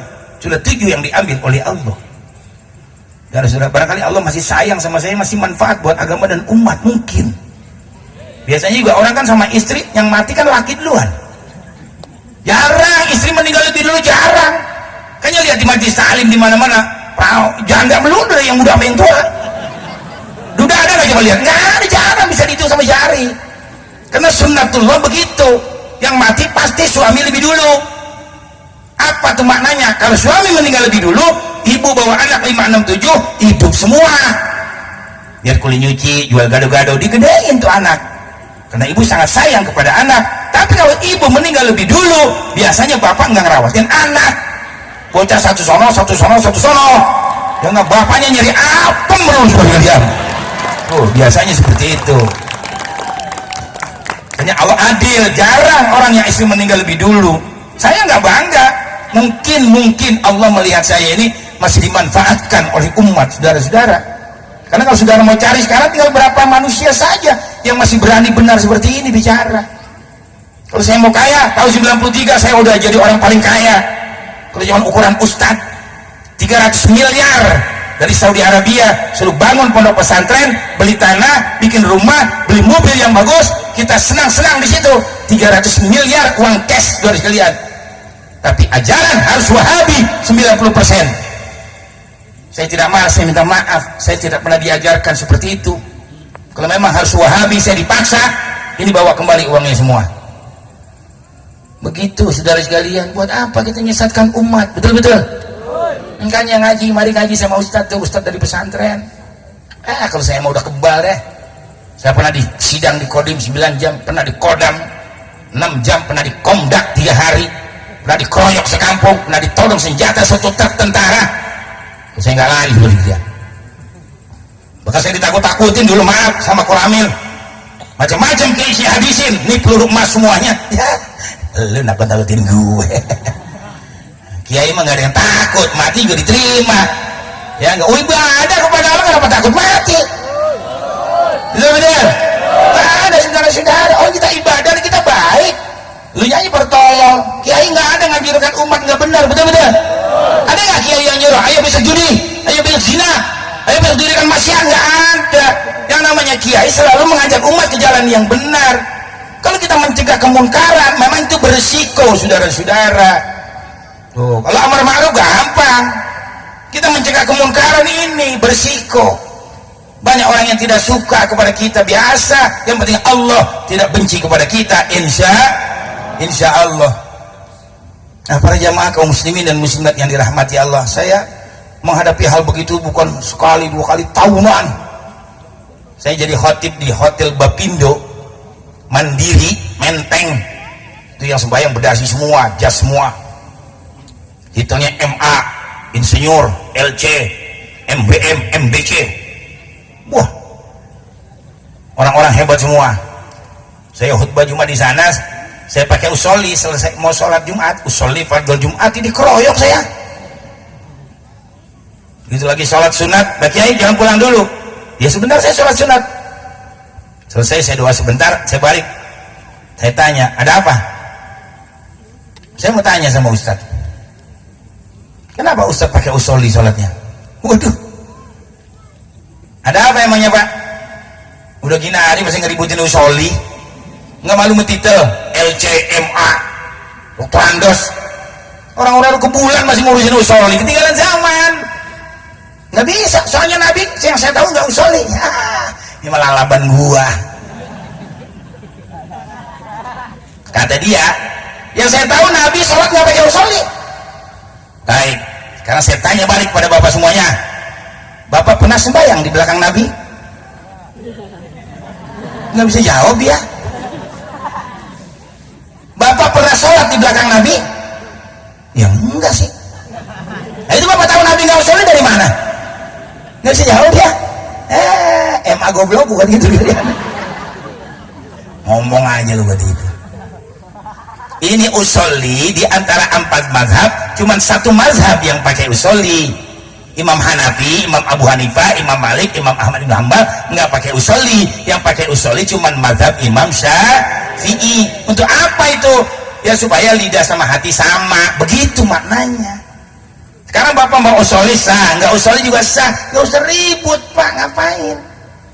Lagi usoli di luar sholat, yang nggak boleh di dalam sholat. Perempuan sholat apa? Takbiratul ihram, Allahu Akbar, usolli fardul maghribi salah rakatin, batal di dalam sholat. Kalau sekarang yang dipraktekkan kan sama kita ini di luar sholat, usolli fardul maghribi salah rakatin, adaan mau menilai Allahu Akbar di luar sholat, usollinya bukan di dalam sholat. Baru diam dia. Pak, bapak nggak usah usolli, bapak sudah siap jadi imam, makmum sudah siap jadi makmum, bapak nyanyi dulu sebentar baru Allahu Akbar. Ustaz gimana, orang saya tanya serius-serius, ya ini jawabannya. Dan bapak mau jadi imam nyanyi dulu. Terlanjur basah ya sudah mandi sekali, terlanjur retak ya sudah pecah sekali, habis bagaimana tiada bukti kau dapat, kau tuduh diriku bercinta lagi dengannya, terlanjur retak ya sudah pecah sekali. Allahu Akbar. Boleh tidak batal? Ayo debat sama gua, siapa yang bilang batal? Mau Habib ya mau Kiai, ayo. Kenapa? Nyanyinya di luar sholat. Nggak bisa jauh lagi dia aja. Akhirnya saya tanya, man, gua tanya sama lu, siapa yang ngajarin begitu? Nah itulah jawaban buat orang-orang yang model begitu. Ditanya lagi, kenapa Ustaz sama istri batal? Sama kambing nggak batal? Gampang Pak Haji, kawinnya yang kambing. Tolong amat saya bilang sih. Kata dia kan muliaan kambing, kenapa bapak nggak kawin sama kambing? Di sini persoalan bukan muliaan kambing, di sini sama istri batal karena walaupun sudah jadi istri, di samping kita bisa menikah, yang pertamanya waktu mau halal, yang kedua kita masih bisa bersenang-senang. Kata Imam Syafi'i, tafsiran awla mastumun nisa fi madinatis syahwat. Setiap kita bisa melampiaskan hawa nafsu, maka tersentuh batal. Tuh, haji nih. Tapi itu juga khilafiyah. Kalau kita besok pergi haji, umroh ke Mekah, kita pakainya lamastumun nisa Imam Syafi'i, tawaf tidak pernah selesai. Makanya di sana pindah mazhab, atau kita pakai mazhab yang lain, atau nggak usah persoalkan ini. Jadi kalau kita kesenggol, nggak usah teriak batal, terus saja sudah. Tuh, itu maknanya ikhtilafu ummati rahmah. Perbedaan pendapat itu adalah rahmat. Wah, kalau ngaji mah enak dah. Ini kagak ngaji kan nih, yang tengik-tengik lagunya lebih kalian. Ngaji kagak apa kagak. Kayaknya Imam Ghazali membagi bid'ah ada 5. Ada bid'ah wajib, ada bid'ah sunnah, ada bid'ah mubah, ada bid'ah makruh, ada bid'ah haram. Bid'ah wajib pengumpulan ayat Quran. Kalau nggak dikumpulin hilang tuh Quran. Nggak dikumpulin di zaman Abu Bakar. Pengumpulan hadis di zaman siapa? Bukan di zaman Khulafaur Rasyidin, di zaman Bani Umayyah, Umar bin Abdul Aziz baru ada pengumpulan hadis. Saya digontor 6 tahun dan saya hafal itu, pontonnya 10 kalau ujian. Nah itu kalau bahasa Arab semuanya 10 semua. Mahfudot, hadis, tadi adab lughah, insya dari kalian. Tuh pontonnya 10. Kalau aljabar 1 gua pontonnya. Mengedeman mal jabar kalian. Tapi alhamdulillah yang 10 itu bisa menopang yang 1 ini. Makanya saya mah naik terus di Gontor, cuman kelasnya nggak B, karena ilmu ukur sama ilmu aljabar dulu bukan matematika. Ilmu aljabar pontana 2, 3, nggak pernah lebih dari 3. Itu makanya kelasnya C terus, 2C, 3C, 4C. Dari saudara, karena yang menentukan kelas itu pelajaran umum. Kalau umumnya bagus, dia di B adanya. Nah, pelajaran umum saya kurang bagus dari kalian, tapi bahasa Arabnya bagus semuanya. Makanya gue jadi kiai sekarang, alhamdulillah. Nah, belajar biar pada pinter, amin ya robbal. Ini berapa nih? Ya 10 menit lagi. Kaum muslimin dan muslimat yang dirahmati Allah, jadi saya berjuang seperti ini dari dulu. Pak Haji Umar Usni itu tahu betul sama saya, walaupun saya dianggapnya keras, sebetulnya tidak ya, tapi tidak melanggar saudara sekalian, karena ini dibenarkan. Dan saya ceramahnya di hadapan umat Islam ya. Kalau saya menghina satu ini satu itu tuh, wah baru itu tidak benar. Silakan saja dan saudara, mau Kristen, mau Buddha, mau Hindu silakan. Cuma soal akidah tidak bisa ditoleransi, betul-betul. Jangan, saudara-saudara, nggak bisa. Mereka menyembahnya siapa? Kita menyembahnya siapa? Makanya Bung Karno pinter. Bung Karno itu nggak bodoh dia, yang si mulut besar. Dulu Muhammad Ali gelarnya si mulut besar. Bung Karno juga si mulut besar. Saudara-saudara, ahli pidato sedunia nomor 2 tuh beliau kalau mau tahu. 50 bahasa dikuasain dan dia muslim. Makanya begitu saudara kalian, Belanda hengkang, Jepang dibom atom oleh tentara sekutu, hancur Jepang ya enggak, tentara Jepang diminta kembali ke Jepang. Saat Jepang ini kosong dari Indonesia, kosong dari penjajahan, Bung Karno, Hatta dan kawan-kawan segera memproklamirkan kemerdekaan. Awal mulanya di mana? Saya mau tanya coba. Di Rengas Deng, catat ini sejarah. Awal mulanya mau diproklamirkan di Rengas Dengklok, Lawang. Akhirnya dipindahkan ke Jakarta, Jalan Pegangsaan. Apa isi proklamasi itu? Dengan rahmat Allah Indonesia dinyatakan merdeka. Kenapa Bung Karno bikin begitu? Karena Bung Karno muslim dan Bung Karno tahu yang berjuang di Indonesia adalah umat begitu, bukan si acong si teklin. Ini yang saya juga lagi koreksi kepada Bapak Jokowi. Kenapa harus Cina diangkutin ke Indonesia? Betul-betul. Contoh Pak Harto dulu dong. Pak Harto dari tentara, dari ABRI, dari sekalian. Malah pertama jadi presiden, Pak Harto belum kenal sembahyang, lo kalau mau tahu. Tapi akhirnya dia menjadi muslim yang hebat. Dia berjuang membela Islam, dia berjuang membela rakyatnya, diciptakan lapangan pekerjaan. Jadi pengangguran hanya 5% di zaman Pak Harto dulu. Bahkan negara kita pernah menjadi negara swasembada, negara kaya 1984. Indonesia ekspor beras, ekspor gula, ekspor segala-galanya. Tuh, masjid 1000 masjid dia bangun lebih. Bahkan di Amerika sebuah masjid yang megah beliau bangun. Di Rusia sebuah masjid yang megah beliau bangun. Di Bosnia sebuah masjid yang megah beliau bangun. Di Taman Mini yang dengan masjid Atin sebuah masjid megah dia bangun, dan di beberapa tempat lagi saudara kalian. Jangan tanya duitnya, yang penting perhatian sama Islam ada, betul-betul. Dan kalian Ahok jadi gubernur, orang dagang kambing korban gak boleh, orang motong korban di sana masjid gak boleh. Cek golok makan bagong tiap hari dia. Setan bener saudara-saudara. Wah, saya tiap hari begini. Main ada yang datang kali ke rumah bawain duit, kagak ada sendirian. Tapi memang bukan itu tujuan saya. Saya berdakwah, yang ngebalighu anni walau ayat, sampaikan kepadaku walaupun satu ayat. Ya, jadi saya minta kepada Bapak Jokowi, mungkin ada perwakilan di sini barangkali ada yang mendengar. Sudah, sekarang yang sudah cukup, yang sudah ada aja, nggak usah diangkutin lagi tuh Cina ke Indonesia. Betul-betul. Iya, ciptakan lapangan pekerjaan. Sekarang aja BUMN dijual, tol dijual tuh, Jasa Marga, Pegadaian dijual, tambang emas semuanya, tambang apa saja dijual. Yang beli Cina swasta. Ntar rakyat mau makan apa itu? Bapak tentara, polisi semuanya. Nggak salah saya bicara begini, saudara sekalian. Yusuf Kala udah tua, kagak ada taringnya. Saudara-saudara sekalian, jalan udah susah. Jadi ketua masjidnya suruh Yusuf Kala itu pulang kampungnya sono, jadi ketua masjidnya udah mendingan dah. Ya, buat apa ya kalau jadi pemimpin nggak bisa mengangkat harkat martabat bangsa, betul-betul. Bangsa Indonesia bangsa yang besar loh, bangsa yang mulia, saudara-saudara. Masya Allah ini. Yang harapan saya seperti itu reklamasi saja yang dibangun di Pulau Seribu. Orang Cina berbicara, itu reklamasi bukan punya Indonesia, itu punya orang Cina. Yang pertama Cina Tiongkok, kedua Cina Hong Kong, yang ketiga Cina Singapura, dan yang keempat Cina Indonesia.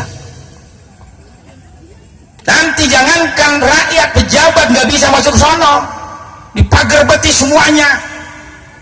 Mau jadi apa ini Pak Indonesia?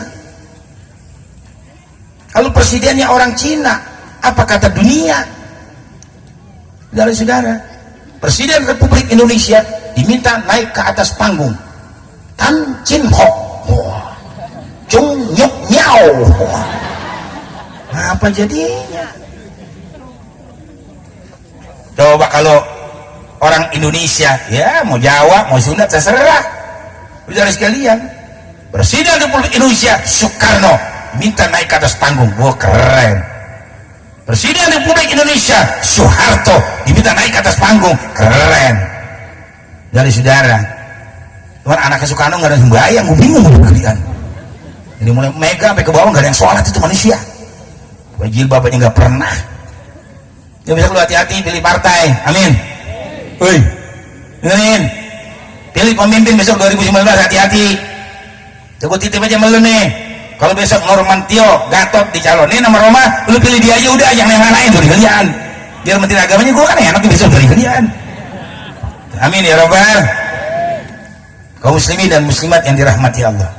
Terakhir, ya, tentang kerasulan beliau Nabi ini, Yahudi sudah pada tahu, Nasrani tahu.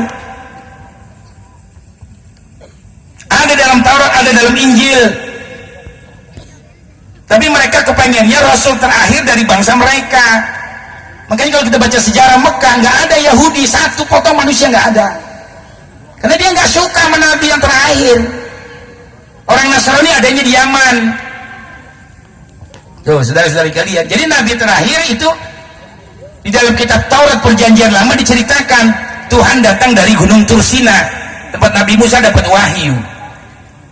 Terbit di Gunung Sir, tempat Nabi Isa alaihissalam mendapat wahyu. Gemerlap pencahayanya di Gunung Paran. Gunung Paran itu tempat Siti Hajar dan Nabi Ismail mencari air Zam-Zam. Berarti jelas Nabi yang terakhir namanya Muhammad lahir di kota suci Mekah, tanah haram. Itu Taurat Perjanjian Lama.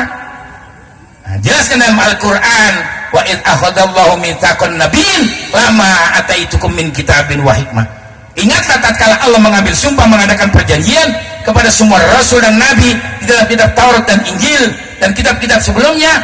Tsumma ja'akum rasulun musaddiqul lima ma'akum la tu'minunna bi wa la tansurunna. Kemudian datang kepada kamu seorang rasul yang dimaksud Nabi Muhammad sallallahu alaihi wasallam yang membenarkan apa yang ada pada Taurat, yang membenarkan apa yang ada pada Injil, supaya kamu beriman, supaya kamu mau berjuang membela beliau Rasul.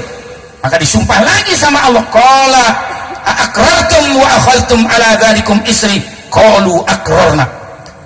Apakah kalian siap hai para rasul, para nabi, aku sumpah, aku adakan perjanjian kalau nanti itu rasul yang diutus yang terakhir kau beriman dan mau menolong, qalu aqrarna, kami siap untuk membela dan memperjuangkan rasul yang terakhir.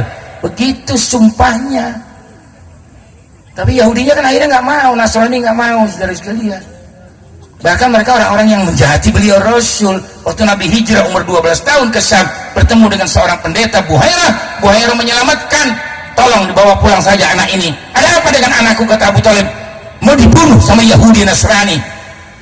Dari mana kamu tahu? Yang aku tahu dalam Taurat dan Injil.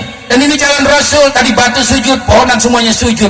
Oh, sampai Abu Thalib akhirnya dagang tidak konsentrasi, pulang. Umur 20 tahun Nabi hijrah lagi sambil bawa dagangan, bertemu dengan pendeta Masturo bersama dengan Maisar. Ditanya, hai Maisar, siapa orang bersama kamu itu? Muhammad.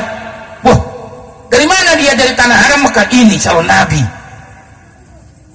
Di mana dia sekarang? Duduk di bawah pohon yang besar. Kata pendeta Masturo, ya aku tahu Nabi Isa pernah berbicara, nanti tidak ada satu manusia yang berada duduk di bawah pohon kecuali calon Nabi akhir zaman, karena yang duduk di situ pasti mati karena pohon itu angker. Udah dua berangkat, dideketin, dilihat hidung rambut semua, ternyata benar minta dibuka pundaknya, ada stempel tulisan Khatamun Nabiyyin, langsung dipeluk sama pendeta beliau Rasul, diciumin saudara sekalian, kau adalah nabi yang terakhir dan kau adalah pemimpin yang saat ini, kalau aku diberi umur panjang aku akan Islam dan aku akan berjuang membela engkau sampai titik darah terakhir. Begitu pendeta-pendeta dulu saudara-saudara. Sama dengan Islamnya Salman Al-Farisi, dia belajar kepada seorang pendeta di Amuria. Dia tanya, nanti setelah engkau mati pendeta mana lagi? Sono belajar di Mosul. Belajar lagi ke Mosul, pendetanya mati. Di Mosul tanya lagi, nanti kalau engkau mati aku belajar dengan pendeta siapa lagi? Sono, yang belajarnya di Sam. Gitu. Sampai di Sam dia tanya lagi, nanti kalau engkau mati aku belajar sama siapa? Sudah nggak ada lagi pendeta yang jujur. Oh, dulu udah bicara begitu lah bagi sekarang. Karena Nabi terakhir juga sudah diutus. Nah itulah sebabnya Islamnya Salman Al-Farisi kalau mau tahu. Saudara-saudara, mana jujur mereka enggak. Nabi Isa enggak dibunuh, bohong. Wa ma qatalu wa ma salabu walakin subbiha lahum. Nabi Isa tidak dibunuh. Tuh belajar nahwu shorof, namanya emaknya Nafiah. Nabi Isa tidak dibunuh. Tuh, Nabi Isa tidak disalib. Yang dibunuh, yang disalib adalah Yudas, satu di antara kaum Hawariyin yang berjumlah 14 orang. Ada yang mengatakan 27 orang dalam tafsir. Dialah yang disumpahkan, dialah yang dibunuh. Kalau emang itu benar Yudas yang dibunuh, apalagi Nabi Isa, mestinya gambar Yesus orang Arab Palestina yang sekarang lagi kacau nih gara-gara ibu kota dipindahin. Donald Trump tuh sialan, jangkalan sialan tuh dia. Bikin dunia jadi kacau tuh manusia. Emang begitu presiden, kalau nggak disukai sama Yahudi begitu ya, nggak dipakai. Kalau yang disukai ya dipakai gitu dari kalian. Jadi kalau mau tahu, nah sekarang coba lihat gambar Yesus yang dijual di lampu merah kayak apa gambarnya? Rambutnya pirang, kulitnya bule. Kenapa bisa begitu? Karena yang ngerubah Injil orang Rom Katolik, orang bule. Jadi Tuhannya rambutnya pirang, rambut kulitnya bu. Kalau yang otak-ngatik Injil orang Jawa Timur sama Jawa Tengah, maka gambar Yesus tidak mustahil pakai belangkon. Udah gak ada yang ngepas dah. Udah Quran, kayak apa sih arti Al-Quran? Al-Quran arti bacaan yang sempurna. Itu saudara-saudara. Jadi banyak ayat Al-Quran yang mengatakan Nabi diutus untuk seluruh umat manusia. Nabi diutus untuk rahmatan lil alamin. Udah jelas semua ayat Qurannya. Itu beliau Rasul. Jadi bukan sezaman, bukan seumat, sampai hari kiamat beliau Rasul diutus oleh Allah seperti itu.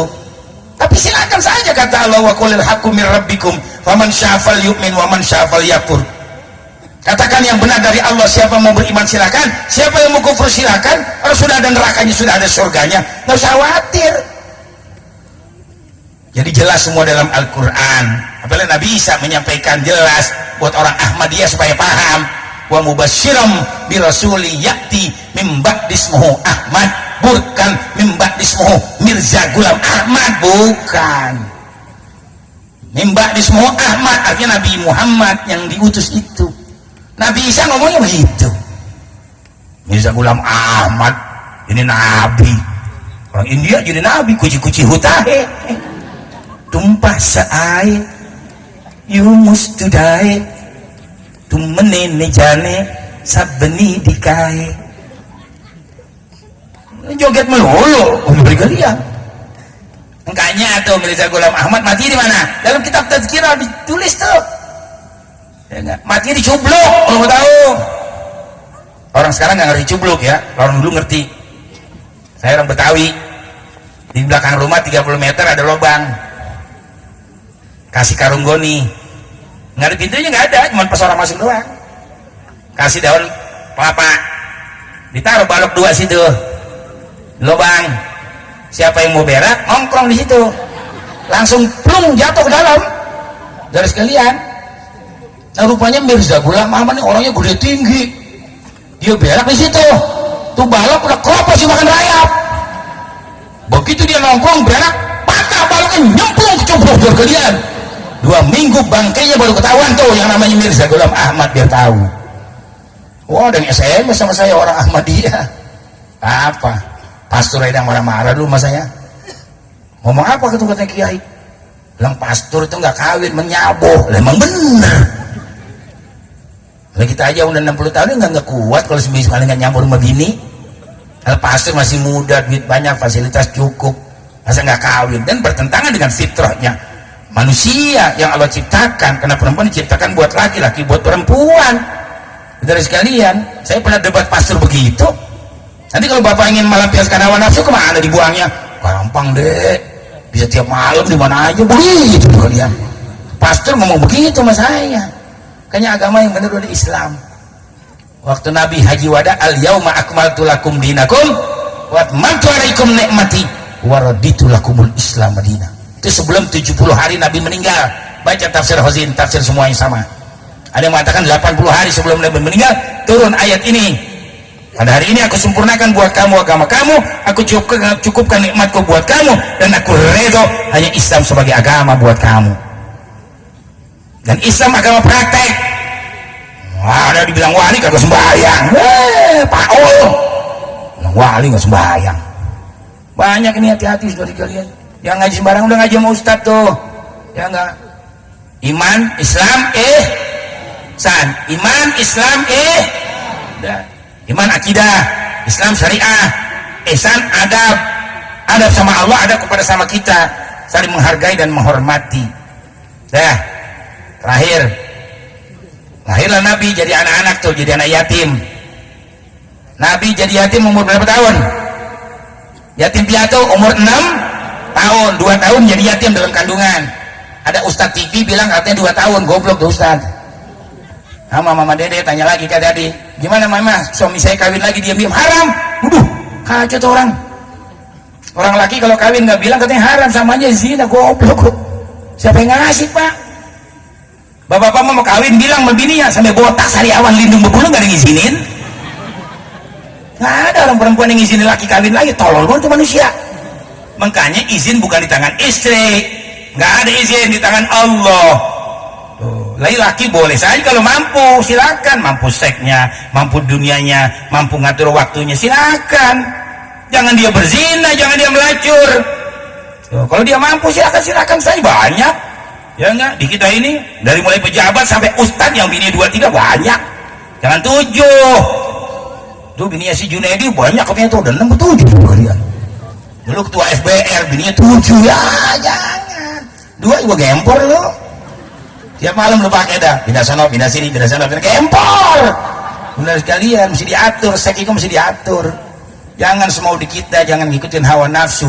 Makanya orang yang masih mengikuti hawa nafsunya, mereka belum digolongkan orang beriman. La yu'minu ahadukum hatta yakuna hawahu taba'an lima jitu bihi.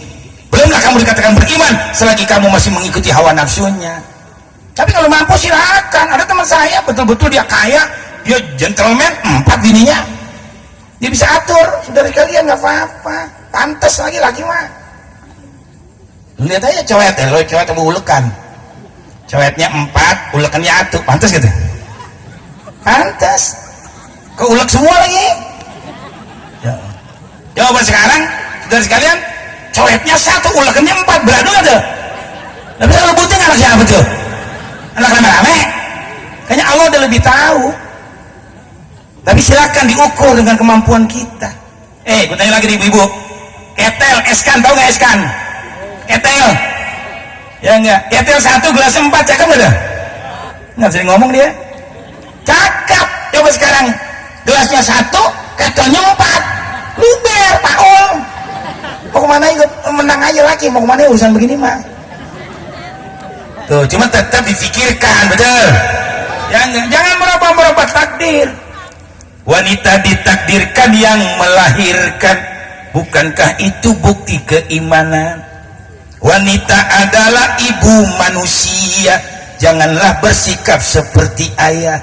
Lelaki adalah pemimpin wanita dalam tata kehidupan dunia. Begitulah ketetapan sang pencipta. Lalu mengapa kau coba merubah? 50 lagu gua hafal lagu Roma. 50 lagu saya hafal. Dari sekalian, dawai asmara bergetar syahdu mengalunkan senandung rindu. Enak hiburan. Terus saya kalau pulang malam begini, pulang Saya sembahyang dulu sebentar, ganti baju, mandi air hangat, minum obat, saya bikin teh manis. Istri baru bangunin, mah bangun. Ngapain? Bangun sebentar. Minum dulu, minum tuh teh manis, biar bau semurnya hilang di mulut. Kalau mau tidur kan bau mulutnya. Minum, terus nemenin joget sebentar. Hah? Kaget ini saya. Joget malam-malam. Udah tua. Lu gue suruh enak aja nggak mau, begitu gue suruh enak lu. Lu kan neraka lu waktu itu. Takut bini saya. Bener Pak, saya sering joget sama bini dulu di kamar. Kunci pintu yang berduaan, senang-senang aja, hilangin capek. Masa di sini udah ceramah, di rumah ngaju lagi, mati gua gitu dia. Jangan. Kita mesti bisa ngatur waktu. Akhirnya mau juga sih saya nyanyi dah, panggil saya pundak, pegang pundaknya. Kalau kau memang sayang kepadaku, ku ingin aku saja yang kau sayang. Kalau kau memang cinta kepadaku, ku ingin aku saja yang kau cinta. Enak tuh sama kita pegang pundaknya, kita buka kutangnya pelan-pelan ya. Weh, diam lo, 17 tahun ke atas nih.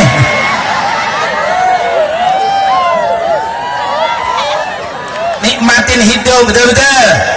Jalannya yang halal, yang baik. Itu. Dari sekalian, jangan ibadat melulu, jangan sekali-kali ada santainya. Lihat tinju, lihat bulu tangkis, jadi tahu pengetahuan. Lihat bola.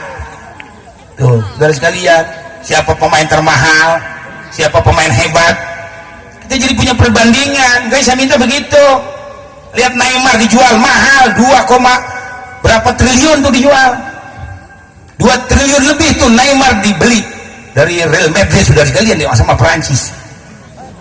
Tuh, ya enggak. Ronaldo gajinya sebulan 10 miliar, setahun 120 miliar tuh. Belum lagi Liga, belum lagi pertandingan. Yang baru aja nih Indonesia, Ivan Dimas dibeli sama Malaysia, sebulan gajinya 370 juta. Tuh, Ivan Dimas. Siapa? Ya Evan Dimas namanya. Nama aja. Dari sekalian gua kan nonton tiap hari kalau dia lagi main itu. Evan Dimas dari kan 370 juta itu dibeli sama Malaysia.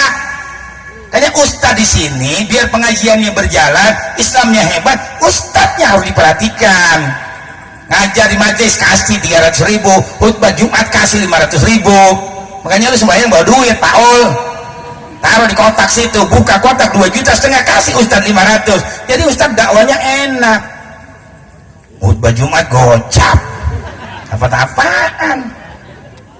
Iya, ngajar 50. Tahlil 15. Bini juga gerutu di rumah. Abah tadi tahlil, iya, mana amplopnya tuh? 15 bah. Mudah-mudahan doa abah kagak makbul.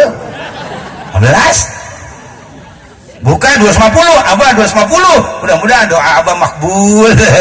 Sama dari sekalian.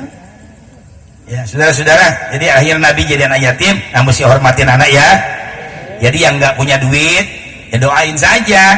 Orang yang penting sayang sama yatim.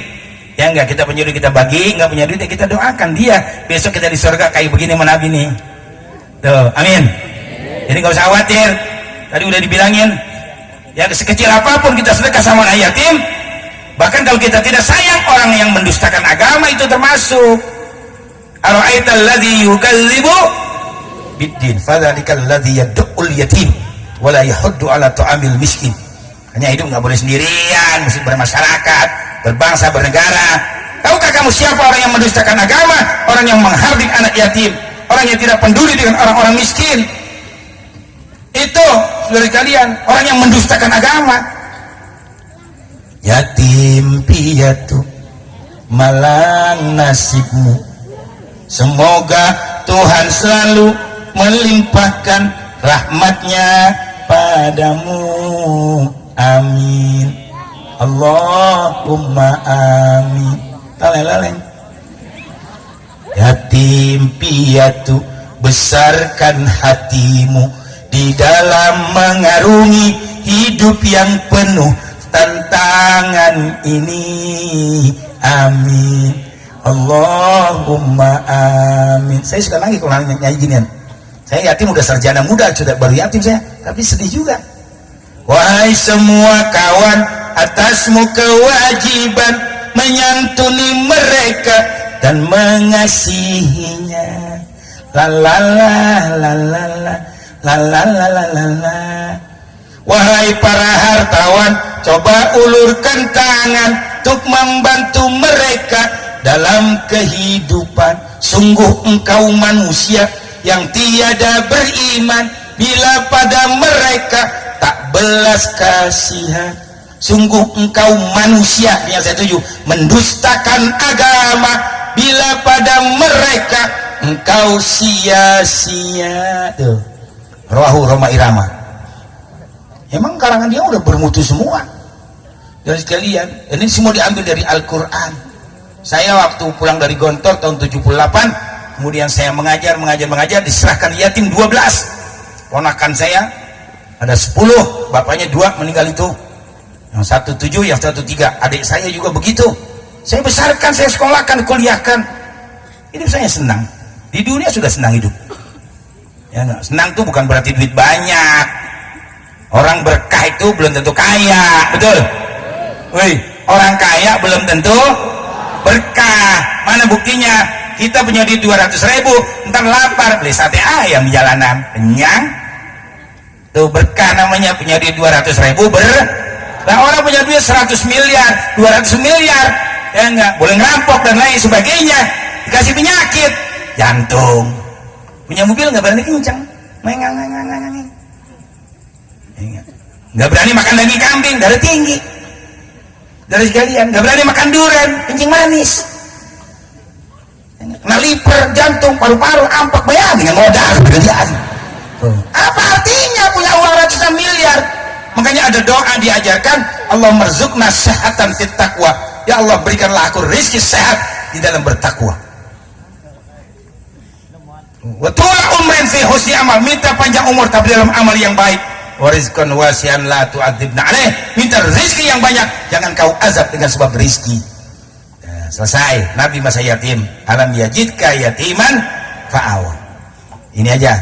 Ya enggak. Jadi Allah mendapatkan Nabi dalam keadaan yatim, kemudian Nabi dijaga, dipelihara. Wa wajadaka dhallan fahada. Begitu 40 tahun Nabi diperintah berdakwah. Dengan apa aku berdakwah? Nabi bingung, bukan sesat. Ada orang jil bilang Nabi sesat, goblok dia. Enggak ada sesat, enggak ada. Nabi bingung, karena mau berdakwah dengan apa? Kata Allah, ini Al-Qur'an sebagai senjata. Tuh. Makanya Nabi itu dibilang apa? Kana ahlakuhul Qur'an. Nabi itu ahlaknya Quran, lembut, santun. Nabi itu mengajak orang Islam pelan-pelan. Dan saudara, dengan Quran nggak cukup ya Rob dengan Al-Quran. Ini terakhir, ya enggak, aku butuh harta, butuh uang. Ini besok kalau ada calon presiden, calon pemimpin partai yang mau jadi anggota DPR, katanya nggak pakai duit, begini begitu, bohong. Nabi aja pakai duit. Gak bisa, mesti pakai uang. Siapa juga pakai uang, saudara kalian? Pemilihan RT aja pakai duit. Iya, pemilihan RT pakai duit, saudara kalian. Apalagi pemilihan wakil-wakil rakyat. Udah, makanya nggak usah dicurigain aturan, biar aja, biar pada habis sama asal duit haram semua. Ya, biar dimakan sama orang-orang miskin. Pakai belagu, dia pada ngerampok, dibilang nggak usah pakai duit, tangkap itu money politik. Jurik semua tuh dilihat. Nggak ada bohong semuanya itu. Kalau saya menganjurkan, biarkan saja sudah pakai uang masing-masing. Di samping ilmunya, skillnya, dia pakai uang, ya enggak, supaya orang tahu kalau dia tuh Rahman. Begitu. Nggak usah pakai dibilang money politik, nggak usah. Biarin dia dinikmati duitnya sama orang miskin. Kalau yang udah kepaksa kan yang haram bisa jadi halal. Nah, makanya kata Allah dijawab, makanya hai Rasulku, kau aku kawinkan dengan Siti Khadijah. Bahwa jadaka ailan fagna, Allah dapatkan Nabi dalam keadaan miskin, lalu Allah beri kecukupan. Di samping dia berdagang umur 20 sampai 25, ya enggak, kemudian beliau menikah dengan Siti Khadijah, harta dijadikan satu, semua untuk berdakwah. Begitu menghembuskan napas terakhir, tinggal lenjing ama lumpang batu, habis semua buat berdakwah. Itu kalau kepengen kita mulia di hadapan Allah dan Rasulnya. Jadi kaya Nabi itu nggak miskin. Nah, ini kalau ada janda kaya di sini kawinin buat berjuang, besok mati kagak dibawa.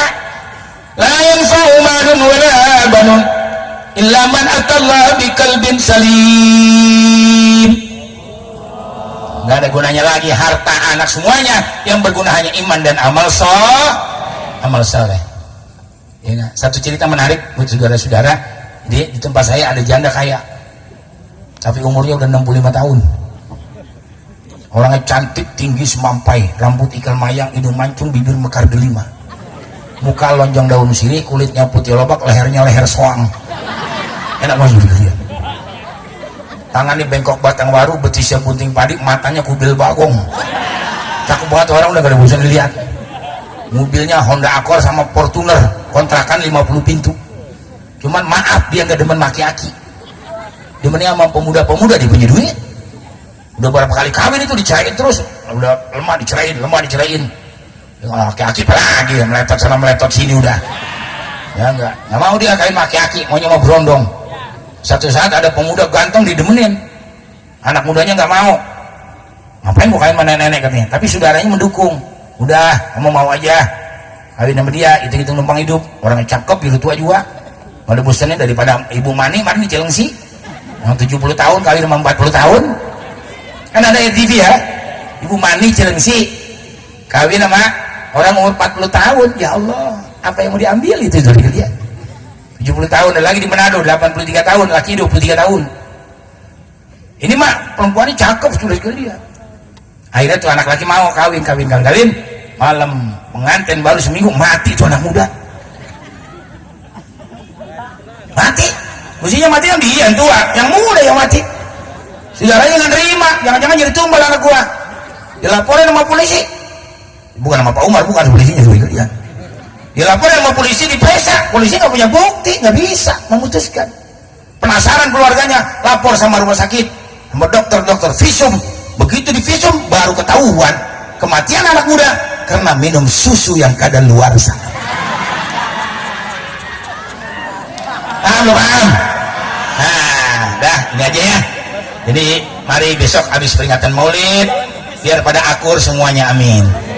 Jangan pada berantem, jangan pada ribut, betul-betul. Ya enggak, Bapak Lurah, kalau perjuangannya dia bagus di masyarakat, dukung lagi untuk kedua kalinya, enggak apa-apa. Kalau bagus, kalau ada yang lebih bagus silakan kepada Anda. Saya cuma menganjurkan. Ya enggak, kalau ada lurah yang pengen jadi lurah, datang ke rumah Abu Hanifah, insya Allah jadi lurah. Entah gue yang ngerjain seperti kalian. Ya enggak, ya, tapi yang bagus saya lihat dulu nih, bagus apa enggak. Kalau meletot gue buang lebih kalian. Ya, tapi yang bagus buat masyarakat supaya jadi bagus ya. Sembahyang 5 waktu jangan tinggal, amin. Wih, besok pengajiannya, sholatnya, ya enggak, persatuan dijaga semua. Ya, saya minta seperti itu. Besok pemilu juga jangan pada berantem. Ikutin partai yang bagus. Kalau perlu anjuran saya nih dengerin. Ya enggak, udah yang begitu-gitu jangan dipilih lagi udah. Udah pilihnya besok saudara kalian. Lihat pemimpinnya, lihat partainya bagus, pilih. Jangan sampai Indonesia dipimpin sama orang-orang yang tidak bertakwa, hancur negara kita. Nauzubillah. Mudah-mudahan nanti pemimpin yang bagus, yang baru diciptakan lapangan pekerjaan, biar kemerdekaan bisa dinikmati oleh semua lapisan, biar negara Indonesia menjadi negara yang kaya, yang makmur, yang subur, yang makmur, yang bisa dinikmati oleh semua lapisan. Allahumma hdina fiman hadait, wa afina fiman afait, wa tawallana fiman tawallait, wa barik lana fima a'tait, wa qina syarra ma qadait. Allahumma arzuqna hubbaka wa hubba nabiyyika wa hubba man yuhibbuka waj'al hubbaka habal asya ilaina. Allahumma a'izzal islam wal muslimin wansurna wal muslimin wa ahlikil kafarata wal mubtadi'ata wal musyrikin wasyuyu'iyyin wal israiliyin wal amrikiyin a'da'aka a'da'ad-din. Allahumma sallimna wal muslimin. Allahumma ksib annal waba wal ghala wal bala wat ta'un wal fitana ma la yakshifu ghairuh. Allahumma ighfir lana dhunubana wa liwalidayna warhamhuma kama rabbayana shaghira. Allahumma inna nas'alukal huda wat tuqa wal afaf wal maut wal ghina ala dinil islam wal iman. Allahumma barik lana fi dzurriyyatina wa la tadurruhum wa waffiqhum li ta'atika warzuqna birrahum. Allahumma arzuqna fid dunya ziyaratah wa fil akhirati syafa'atah wa la tahrimna fil jinani ru'yatah. Allahumma maghfiratuka awsa'u min dzunubina wa rahmatuka arja indana min amalina. Rabbana atina fid dunya hasanah wa fil akhirati hasanah wa qina adzabannar. Rabbana taqabbal minna innaka antas samiul alim wa tub alaina innaka antat tawwabur rahim. Subhana rabbika rabbil izzati amma yasifun wa salamun alal mursalin walhamdulillahi rabbil alamin. Pesantren saya tempatnya gampang dicari, seberang terminal Kampung Rambutan. Terminal Rambutan, seberangnya Pondok Pesantren Nurul Hijrah. Barangkali ada yang mau belajar, ya silakan. Dan sekalian, mudah-mudahan besok kita bisa berjumpa kembali. Wassalamualaikum warahmatullahi wabarakatuh.